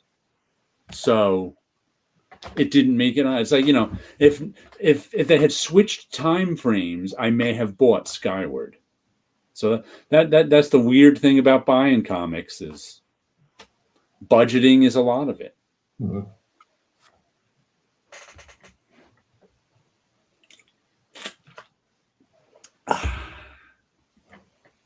I used to have that problem. I used to have that problem when if 4 of the series I was collecting as trades came out with a new trade the same month, I was in trouble. Yeah, exactly. You're like, which one do I get? Need to finish reading Port of Earth. I read some of that digitally, but then fell off it. It was pretty good. That was one of those that kind of... I was kind of interested in premise, but then I looked at the art and said, this does not look very professional. I remember the art being solid when I read it, but what bothered me was I like monthly comics. I'm a monthly comic guy. But I didn't want to read that one monthly because it was like telling two stories in one issue. It had the present and the past. And you had like two cliffhangers with each one.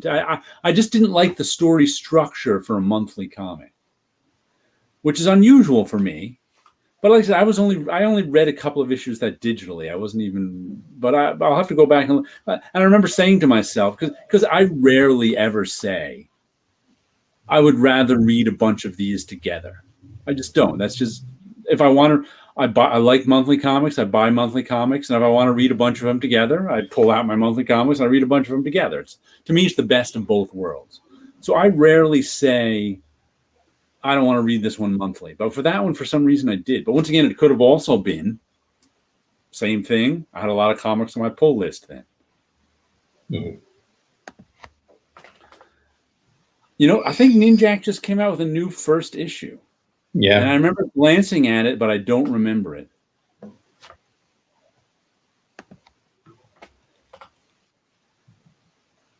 So yeah, I don't, to me, saying something reads better in trades doesn't, like, that's something I say so rarely. Because to me, also, like I said, I buy monthly comics, and some things do read better when you've got a lot of issues of it, but that's not necessarily in trades for me. I've just never warmed to the phrase something reads better in trades, because that really just means, so that kind of always gives the impression that it's a different thing. There's that somehow the trades have more in them, and they don't. They have the same stuff in. I know what you mean. That's just always been a clumsy phrase to me. That's always kind of annoyed me a little, that when someone says something reads, because that's not really what people mean when they see something. The thing is, to me, before there were trades, since all the comics I read were anthologies, when sometimes they, instead of having the secondary character, they would do a special edition and put out a full four issue arc in the same magazine. It made that magazine special. It was a complete story, and it was large, and there were risks for the character. There was consequence, and you knew that story was special. Yeah. That's it. No, I don't.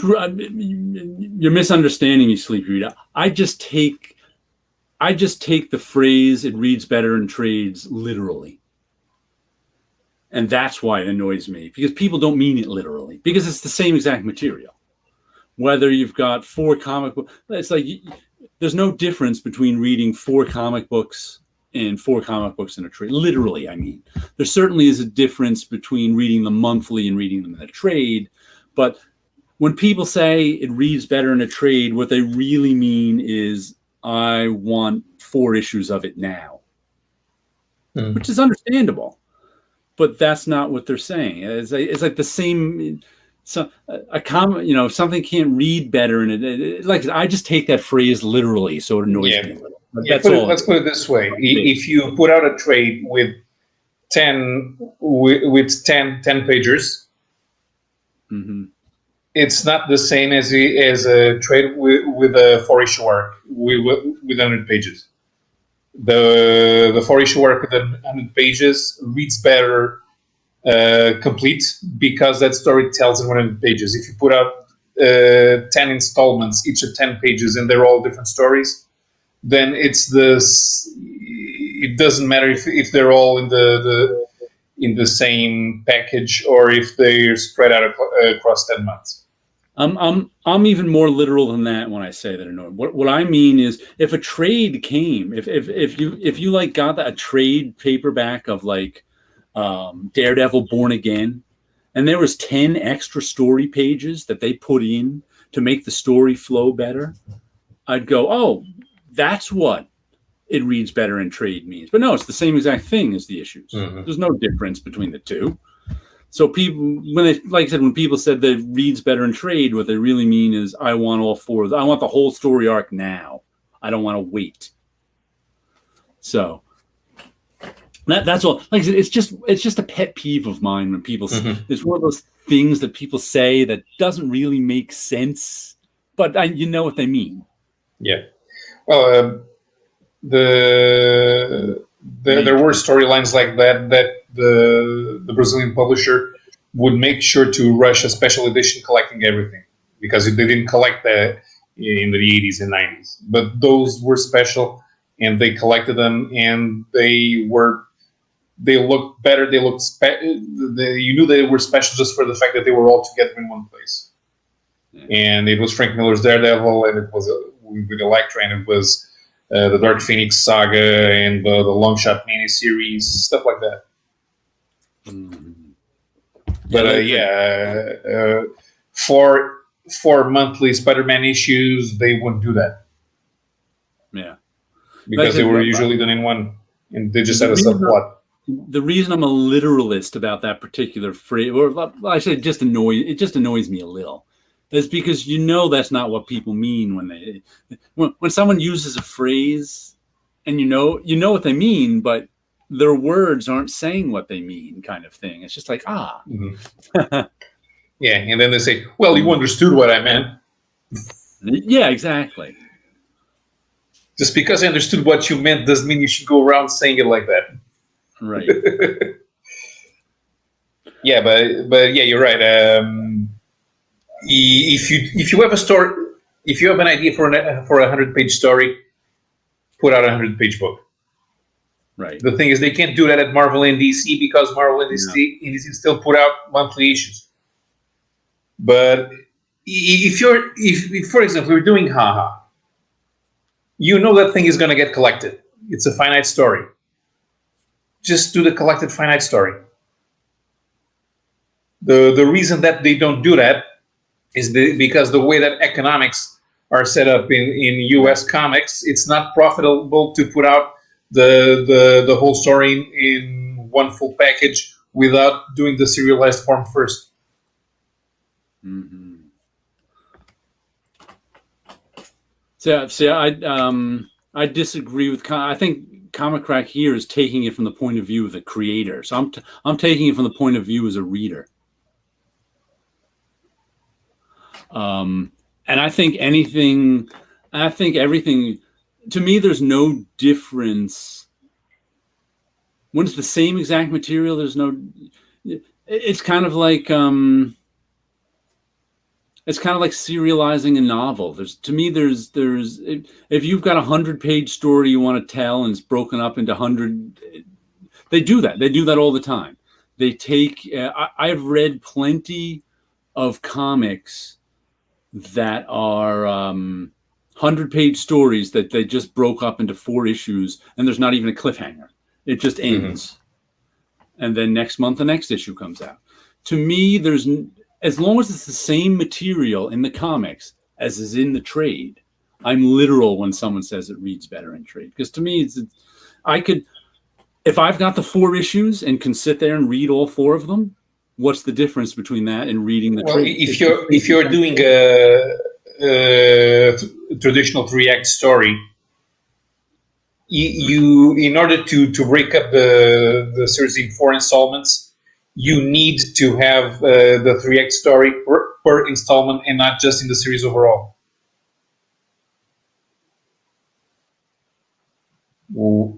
I got kicked out somehow. They just kicked me right out. Okay, I don't know if you noticed what I was saying. You said something about breaking up into stories, and then if you have, let's suppose that you have a 100-page story and you do a traditional 3-act structure. Yeah. If you break it up into 4 parts, so you can sell it as floppies, then the 3-act story doesn't work because one issue is set up and doesn't have any development. And none of them has a satisfying conclusion. Even if you know that the story is supposed to keep going, then you do have to finish with a cliffhanger. The cliffhanger brings that portion of the story to a close, and then it continues in the next part. So you have to do a 3-act a 3-act structure for each installment in order to function as 4 individual issues, even if the 4 individual issues in the end make a complete story. But see, I'm not even talking about content.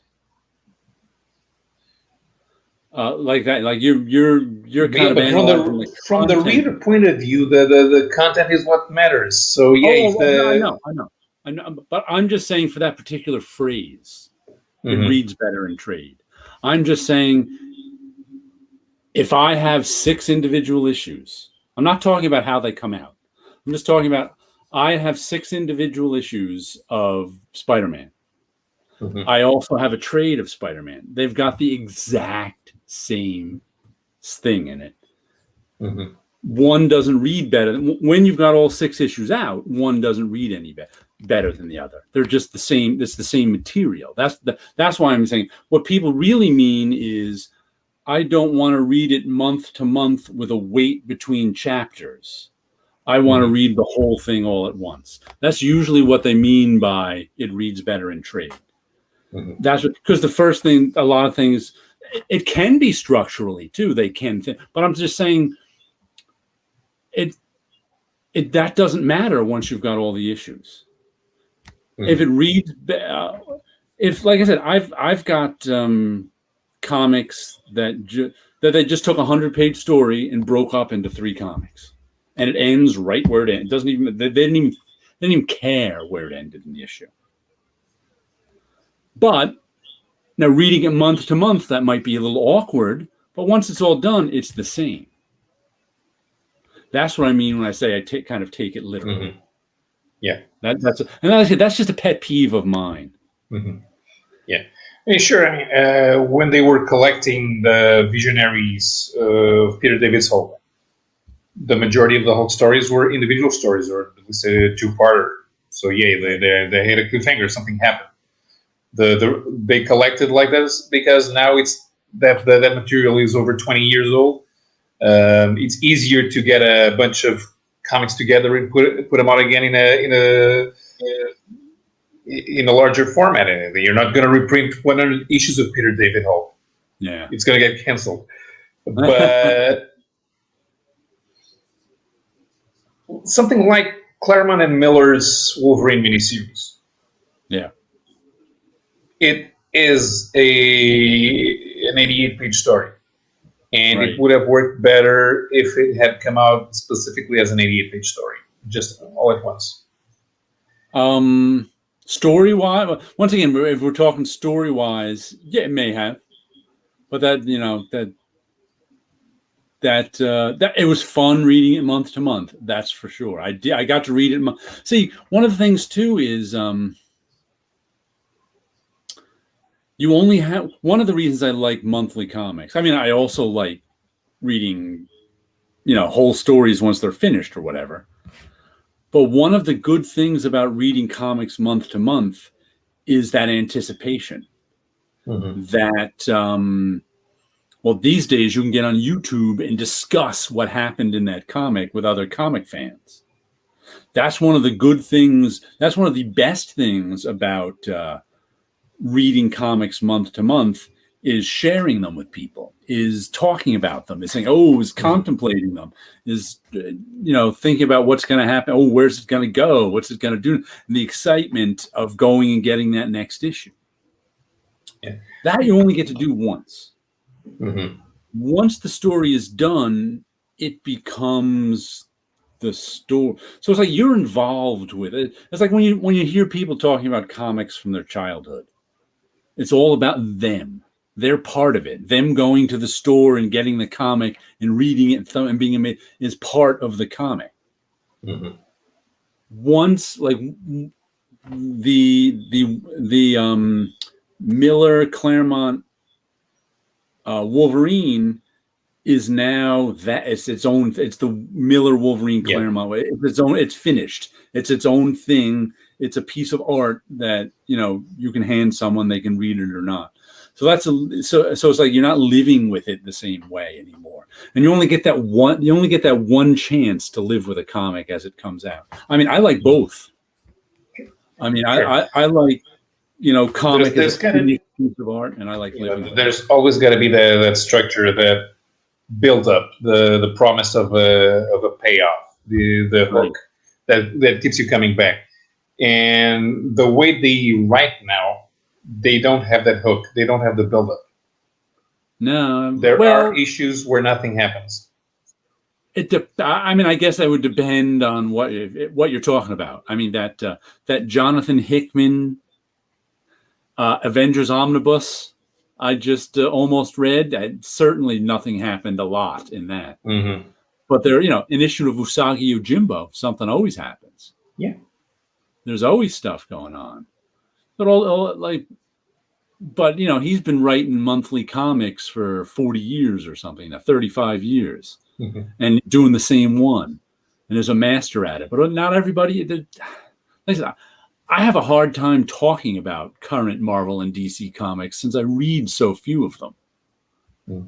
What Bendis did was create a new economy of creativity. Now you like when we were talking about Doug Mensch earlier. Doug Mensch knew that, okay, I'm buying, even if he was trying to write a series of Werewolf by Night stories, he knew that at any moment it could be taken off the book or the book would be canceled. Yeah. So he knew that that he was selling a new story every month to Marvel. I'm selling them this one, and if they like it, they'll let me sell them another one next month. What Bendis did is, okay, I can sell, instead of selling them one story per month, and now I don't have to come up with 12 stories in 1 year. I can come up with one or two, because I know they'll give me the story arc. Mm-hmm. Because they will want to do the secondary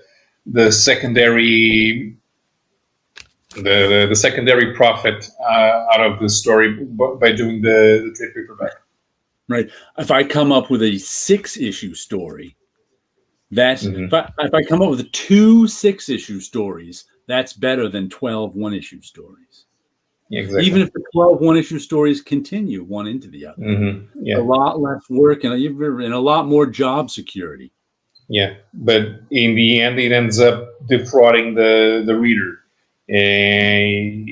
That's why readers feel cheated, is it, nowadays? That's not the same thing. Yeah, it also depends on how well you pull it off, because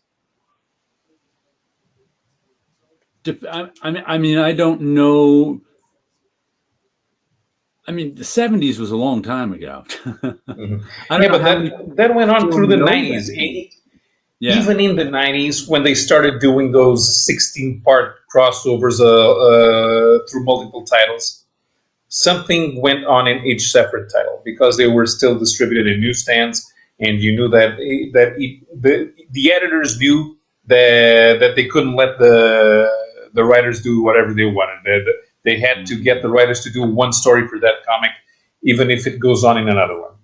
But that comic has to have a story there. And when Vertigo started doing Vertigo made sure that the comics had a life beyond the being in the rack that month. Well, Vertigo had series. Well, what it was too was Marvel's philosophy was always collected editions were going to eat into their monthly sales. Mm-hmm. That's why in the 90s they didn't want to put out many collected editions. And they were wrong. I don't know. I don't know how right or wrong they were, but it doesn't matter, because now collected editions are everywhere. No, because and they noticed. Tom Brevoort noticed it early on. The trades that sell better are the ones whose comics sold better. Yeah, because that story is worth having. But now, circulation. What Vertigo, going back to Vertigo, what Vertigo did was keeping a story in print for a different style of customer that wouldn't care about monthly comics anyway, and that was successful in itself. So when Marvel went after it after that market. It was it was not for the same people, and by now the writers figured out how to take advantage of that new market for them. Mm-hmm. So the new product that's made for that format is not the product that Neil Gaiman and Grant Morrison were doing for Vertigo. Right. Yeah, because in book publishing, the book publisher's back catalog is everything, because that's the stuff that's like free money. That's their evergreens, and Marvel and DC didn't really have that because that wasn't part of their publishing philosophies. Mm-hmm. But also, like Marvel and DC still they're as much intellectual property houses as publishers, so it's kind of like they're different than other book publishers. Mm-hmm. Mm-hmm. We haven't had a new comment in 20 minutes. Did everyone quit? Yeah, that was our last one. Yeah, that was 20 minutes ago. And I do read my singles twice. Mm-hmm. Everybody's making supper. All right, it's 1. Yeah, it's 8:00 in the East Coast, and yep, and 5:00 on the West Coast. Mm-hmm. And let's see, the other thing, I didn't buy these this week, but I finally read them. Is Department of Truth 6, 7, 8, 9, and 10. I read the first 5 on Hoopla, and then my comic shop happened to have these, so I was able to pick them all up a couple weeks ago. But I finally got around to reading them, and really liked them. I discovered. See, we got some comments. Does Image consider themselves more of a Image has Walking Dead made them. The back catalog of Walking Dead has been an evergreen for Image. I don't know if it is now that the comic has ended and the show has ended, but they got other shows. Well, but Walking Dead has been like. It might be Walking Dead sells well in other countries. Yeah. For a few years ago, Walking Dead was the best-selling American comic in France. Mm-hmm. Walking Dead was in like the top 5 of trade paperbacks for 10 years. Mm-hmm. The first volume, other volumes too. Yeah, they just didn't have a volume. Like the Dark. They just didn't have a perennial before the Walking Dead maybe saga. They didn't have a perennial before that. And Walking Dead put them on the map. Mm-hmm. But do you know what Department of the Truth now reminds me of after reading 10 issues of it? Mm-hmm. Planetary, of all things. Yeah, a bit. Hello, are American comics selling good in your part of the world? No. Department of Truth may be better reading as trade to some. I heard it's confusing. It's not the least bit confusing. It's just kind of mysterious. But I guess I read 5 issues and then another 5 issues, so I read a lot of them together. But it very much reminds me of Planetary, except instead of superheroes and pop culture stuff, they've got conspiracies. Mm-hmm. Because the whole concept of it is they work for a government agency, and it's sort of X-Files reversed. Turns out the way reality works is if enough people believe something, it becomes true, and it kind of rewrites history to be true. So the Department of Truth is out there debunking and putting stories out of crazy conspiracies so that they don't become true. But the way it you need to get back into the Hoopla app. It's just I just love getting stuff from the library. Like I said, I order physical books from the library too, but there's even more. It's like Department of Truth wasn't available as a physical book. So I borrowed it as a digital one, read it on my iPad. And it's just such a good way to try stuff. I can't afford to buy everything. But anyway, we start with. Have you read Planetary, Paolo? Yeah. I have the four original trades. Funny thing, I bought the first three practically as they were coming out. Then there was the issue with Warren Ellis getting ill, and then I had to wait a decade for the final one. But they put out the final trade just as the 27th issue was coming out, so didn't have to wait much longer. That's good. But it starts with the big reveal at the end of issue 1 is that Lee Harvey Oswald is the guy leading the Department of Truth. That's And then we've got some new guy in there. He's like a doctor or something. I forget his name. He's the new guy. He's kind of like Winter. What? How in the beginning of Planetary, Winter came in. Is that his name? The main guy in Planetary. Snow. That's not. Yeah, it's not Winter. It's Snow. He came in as the new guy and didn't know what was going on, and they had to explain things to him. And they got a guy like that. Except there's no superheroes in this one. It's all normal people. They got that guy in there, and then they've got the old sort of grizzled veteran who's the one who explains things to him, who he's going on missions with, and he sort of explains things to him. And like remember how in especially in the early issues of Planetary, each issue dealt with one sort of pop culture thing. They had like Monster Island in one issue. They had the Justice League in one issue. They had the Ghost Motorcycle guy in one issue. They had Tarzan in one issue. They do sort of the same thing here, only with conspiracies. Let's see. This first issue is... And then like in some issues, they'd go into the history of Planetary. And you'd learn something about, what the organization was all about. Well, this is issue 6. And in this issue, we learn about what the organization is all about. They go back to 200 years ago, and we get the story of this monk and this old witch who, had something to do with the beginning of the Department of Truth. So we learn history in this issue. And then I didn't notice it in the first trade I read, but now in reading these issues, I really notice how much it's similar to Planetary. And then in this issue, we get the Men in Black.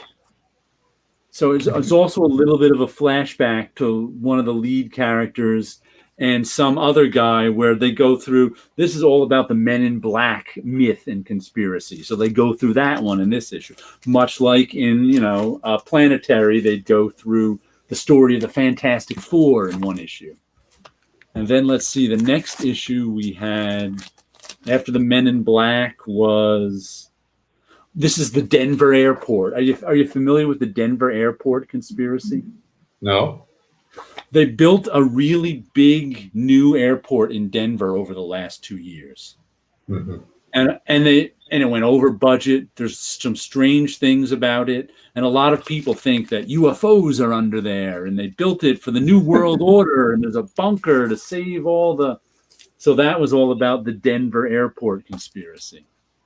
Then I think then there's this one.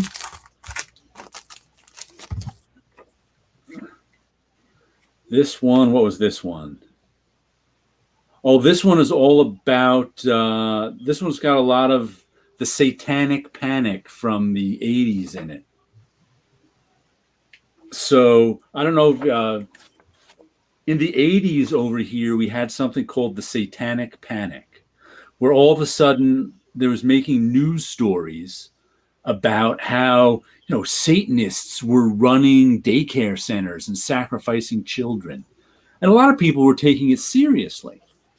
And people really thought that people were panicking over all this Satanism going on in, nursery schools, and it turned, the FBI investigated it and it was nothing. They even put people who ran daycare centers on trial for being Satanists. That's how bad the Satanic Panic got. And that's all about that in this issue. And then this final one, matter of fact, it's a two-parter, is all about Bigfoot. Mm-hmm. But one of the interesting things about this is there's a few pages that is all handwritten notebook, real artsy notebook too. But the one thing I thought about this as I was reading it was it's all in script, and I'm like, I don't think they teach script in school anymore. They don't teach how to write in cursive. So I'm like, I wonder how many young people can read the cursive writing. I don't know, because they taught us cursive in like the 3rd grade, but now they teach typing instead of cursive. They taught us cursive in the first grade. You get to write everything in cursive. We I think it was the 3rd grade for us. They started us, and before then it was printing. We had to learn our alphabets. No, we were not allowed. We were not allowed to write in Arial type. No, we had to write in cursive. Yeah. For us, I think it was the 3rd grade was cursive, if memory serves. But I found this book has been, like I said, reading these 4 issues in a row really made me see how much like Planetary this is. And enjoyable. And they had a few different artists in it in the middle. Like there was issue 6 and 7, I think, had different artists than their main artists. Yeah. Many young people at my work can't write in cursive. Yeah, I wonder if they could read it even. That's what it's strange. Yeah. Well, my cursive, I haven't tried writing anything in cursive. When I was at sports, covering sports events, and I was taking notes, I was writing in doctor handwriting. Right? Yeah. My notebook is all in print, and occasionally I write in cursive, and I don't know it like I used to. But I talked to someone that calls, man, I wrote something and I can't decipher what I wrote. Oh yeah, the same thing happens to me. That's why I try to print neatly so I can read it later. Mm-hmm. Yeah. But we write everything in computers. But one day, retired journalist, we asked him to write something for one of our special editions, and he didn't have a computer at home. He was that old. So he just sent us a letter with what he wanted to say in it.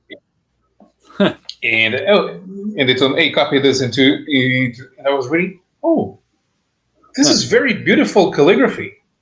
It was. You can tell that he was a guy who was a journalist in the 50s and 60s. And he knew how to write an official letter. Some people are like, "Wow, that's really impressive handwriting." It was still from the time when he didn't call people. He wanted to get in touch with other people somewhere else. You had to write a letter. Yeah. And not everyone had a typewriter at home. He had one, but he supposedly liked writing. Mm-hmm. And speaking of my notebook, I actually wrote down a topic in it that I didn't want to forget, because since that Great Gatsby comic came out a few weeks ago, I've been on a Great Gatsby kick. I watched the 2013 Great Gatsby movie again. I've had on about a half dozen and listened to about a half dozen YouTube videos on the Great Gatsby. And I started reading the Great Gatsby over again, except this time I found an annotated version of the Great Gatsby. I've never read an annotated version of the Great Gatsby. Have you read the Great Gatsby? No. It's a good book. But anyway, this isn't really about the Great Gatsby. It started me thinking, if you were to annotate a comic or a graphic novel or whatever, what one would you want to annotate? Like, and you don't have to know everything about it beforehand. you can go and research and do whatever. I started thinking about that. I was like, what comics would I want to annotate? So someone could read, because I know now they have like Sandman, the annotated version. That's the only one I could think of off the top of my head. League of Extraordinary Gentlemen. There's a book of annotations on League of Extraordinary Gentlemen. And Jess Nevins wrote it. Okay. There was Kingdom Come annotations. I remember they did top 10 annotations. Miracle Man. There are annotations at the back of the Avengers Forever trade paperback. That's right. From Hell is annotated, but I'm not even talking annotated by the author. I'm talking annotated by someone like you. Which one would you want to annotate? I don't know. I thought about annotating Earth X because they didn't do it. Nobody else did. Ah, okay. Earth X is more interesting to annotate than the sequels. I suppose Paradise X is still interesting for it, but Universe X isn't. Yeah, I remember Earth X being interesting when I finally read that one. I was like, it has some interesting. It really tied the Marvel universe together in an interesting way. Yeah, there are lots of Easter eggs in the art. You know this. But you wouldn't only be pointing out the Easter eggs. You'd be trying to figure out what the author meant, what the writer meant, what the artist meant, what specific drawings meant. You'd like to just open it up to you would annotate, like reading this annotated annotated Great Gatsby. There's factual stuff in it, but there's also stuff about the themes and stuff like that. So that would be part of the annotating. Like one I'd like to do. Let's see.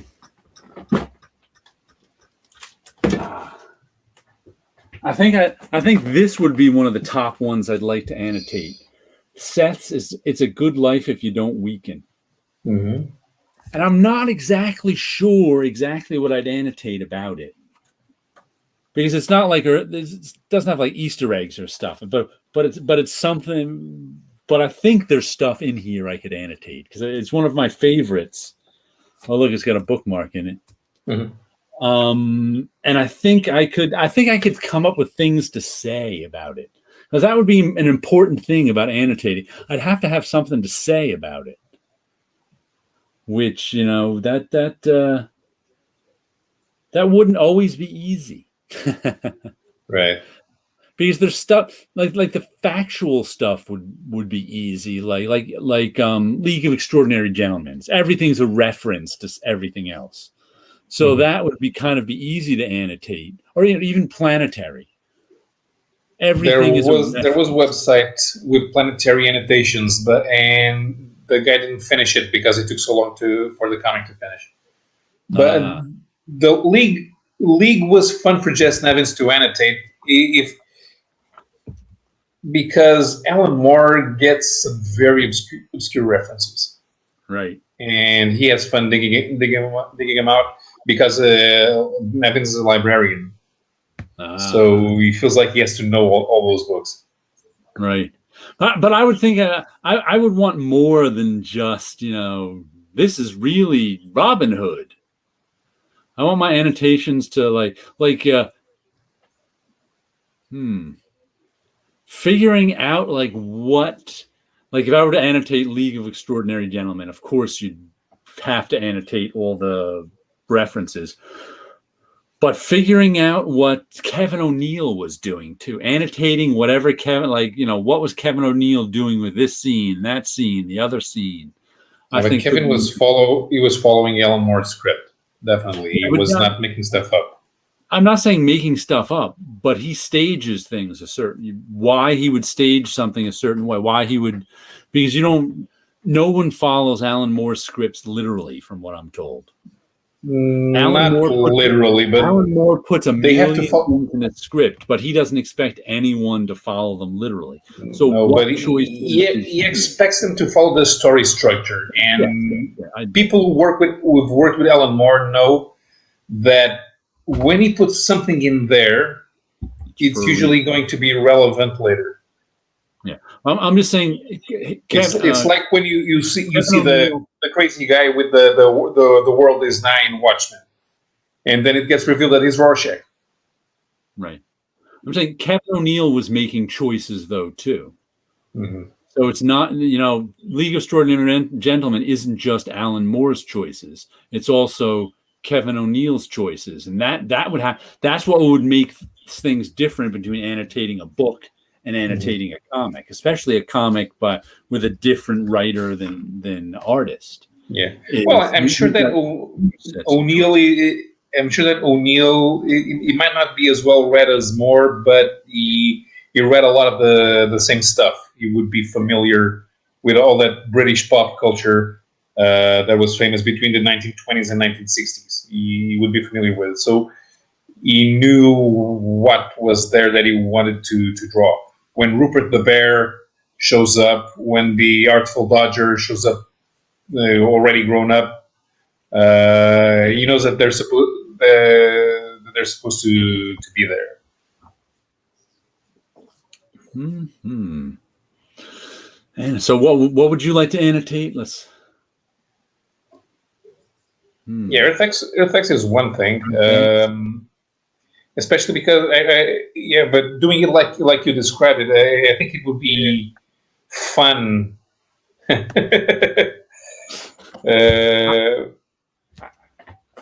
think it will be fun trying to explain why Prester John is part of Captain Britain's guard, because Prester John is usually a villain.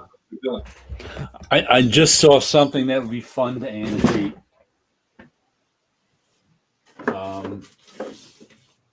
Have you ever read Chester Brown's Ed the Happy Clown?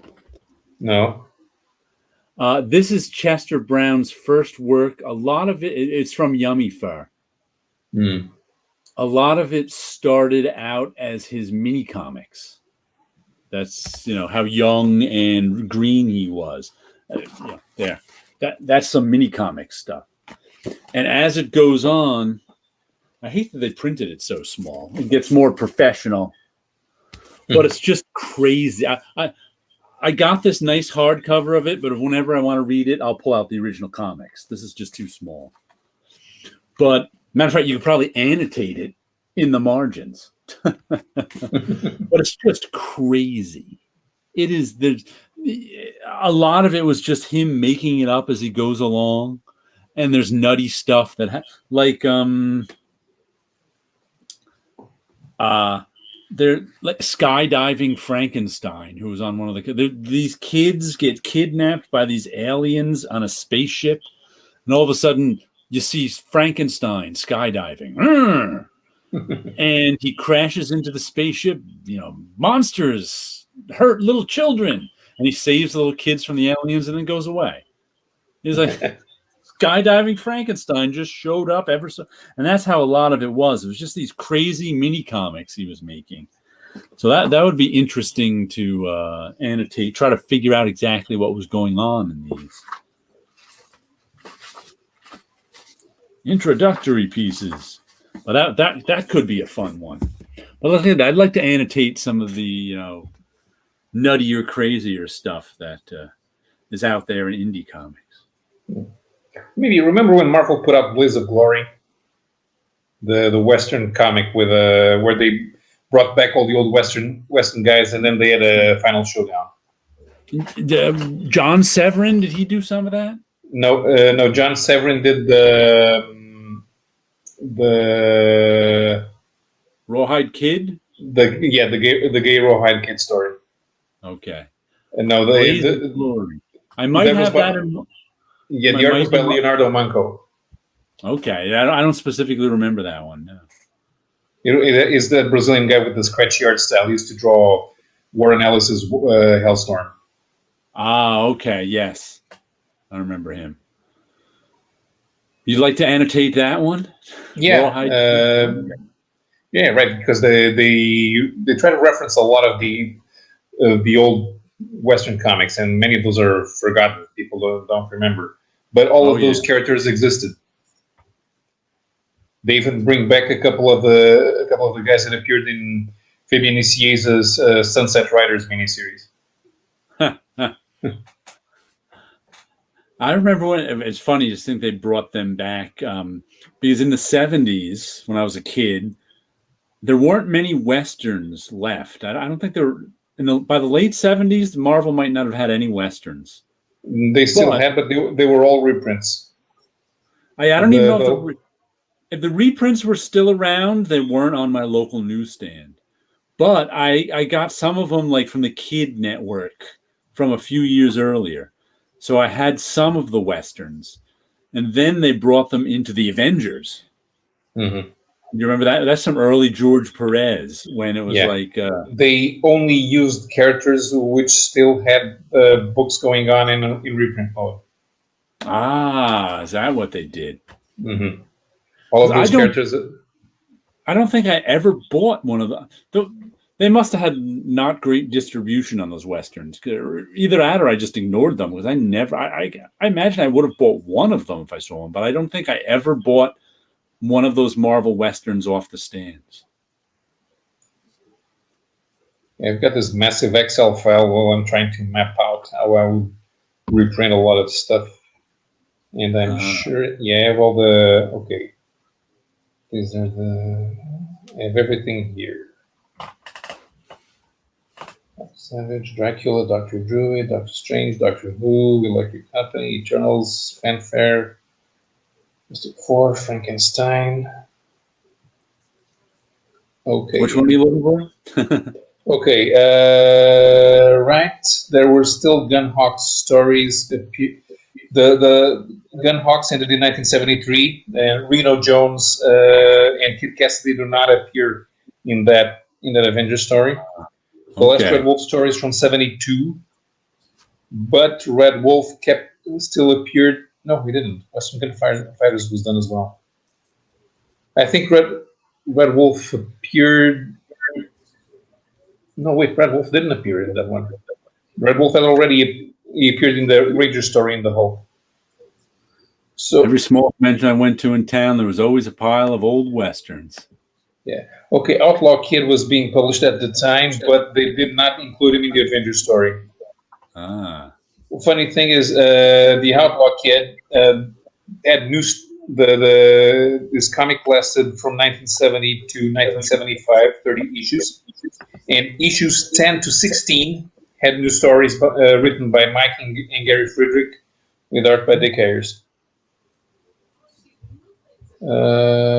Western Kid, Ringo Kid had something funny. They found out some unpublished stories with art by Joe Maneely, and they ran them in the Ringo Kid number 18 and 19.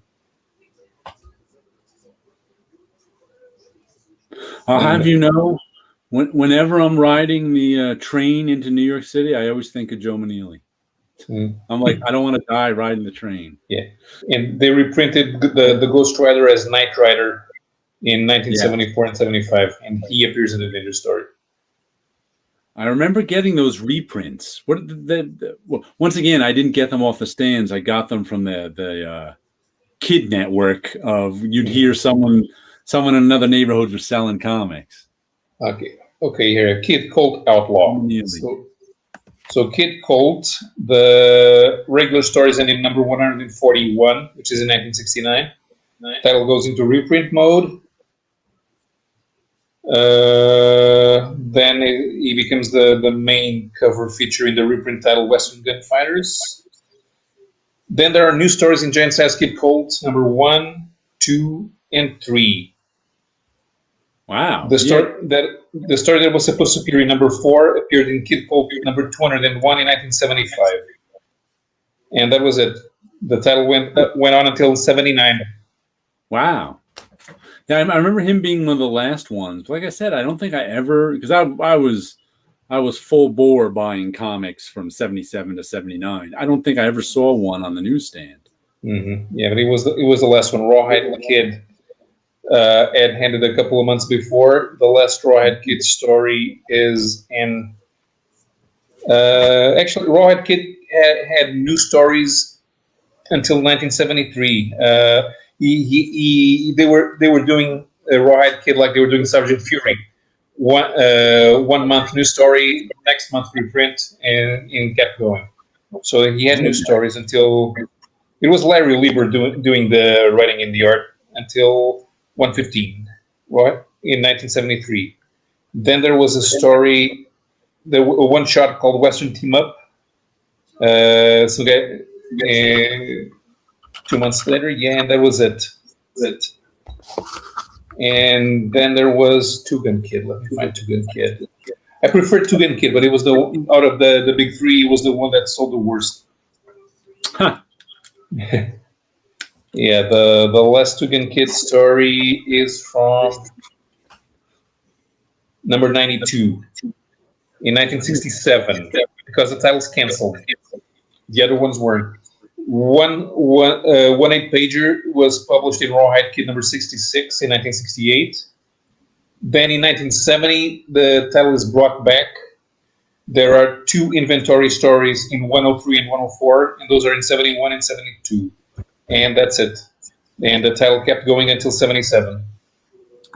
Wow. So yeah, you still had between 3 and 6 Western comics published by Marvel during the 70s, but they had no new stories mostly. Right. By the late 70s, it was just the 2, Rawhide Kid and Kid Cold. Yeah. Two Gun Kid is canceled in 77, and Rawhide and Kid Cold last until 79.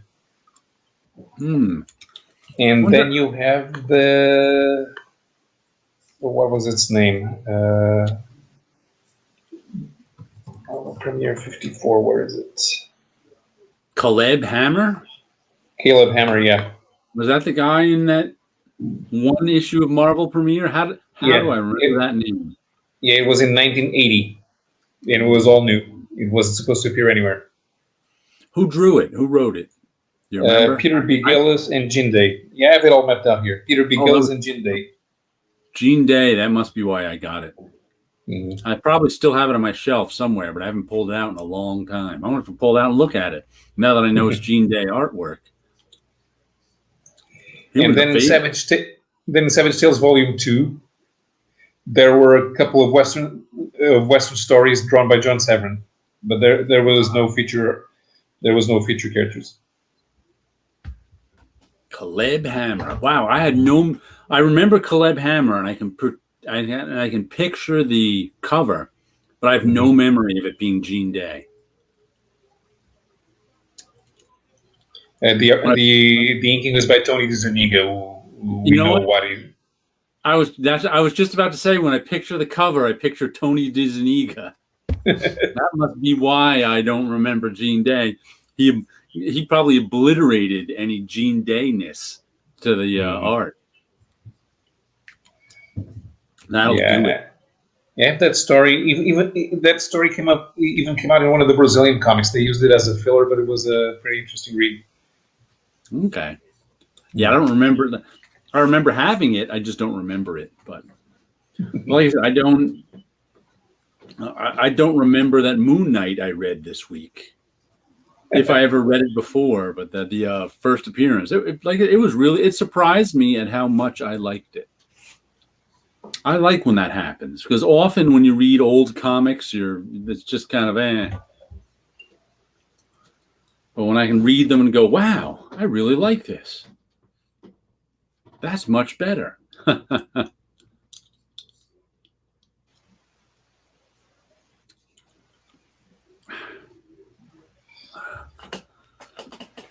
We could probably wind down now. Yeah, we're going 2 hours 23 minutes. Yep. I think we've gone over all the comics we got. Mm-hmm. We talked about Westerns, which usually don't. Yeah, I know. Westerns. That's because I think last week it was on my my comic cover that I keep on top of my printer and look at all week was a Western. Mm-hmm. Marvel, the only Marvel Western collection I have is that there's a Mighty Marvel Westerns hardcover, Well, I don't know, must be 15 years ago now, when they did some new Westerns. They packaged it with some old Westerns and put it in a hardcover. Yeah, they did those one shots. Yeah. About Blaze of Glory and then Apache Skies. And I remember at the time that Marvel did try doing essentials with those. They did there was a Rawhide Kid with Kirby stories. I remember there's some really nice Don Perlin, or is it Don Perlin? No, it's Don Heck. There's some really nice Don Heck in that Western thing, where I think he was much better. It was before the size of the art went down, and he's good at Westerns, better than superheroes. I think he did, what I've seen of him doing romance comics, he was also good at that. Yeah. The people looked much better in the romance comics than even when they were drawn in normal clothes. In the superhero stories, they didn't look as good as they did in the romance comics. And I'll tell you, Sleepy, it's pretty short turnaround. I just got the lot number 2 to the printer on Tuesday night. So the lot number 1 came out Wednesday. So and it's only a month until the lot number 2 comes out or something like that. So it's a pretty short deadline. I think there was even stuff that I can't remember exactly. There was some stuff that it was like 2 weeks after we got it to the printer, it was in the stores. It's like, whoa. Heck was a great artist, except on superhero stories. Like he was also the one that every artist has a scale, and they shrunk down the pages in the mid '60s of original art that they can draw on. And John Romita told me once he thinks that Don Heck was much better at the bigger size than the smaller size. His art suffered from him having to draw smaller, and that's a true thing too in terms of artists having a scale. I'm much better bigger than I am smaller. All right. So you guys have a good week out there. Paolo's going to go to bed. I'm going to sign off. And we'll catch you guys next week. See you later.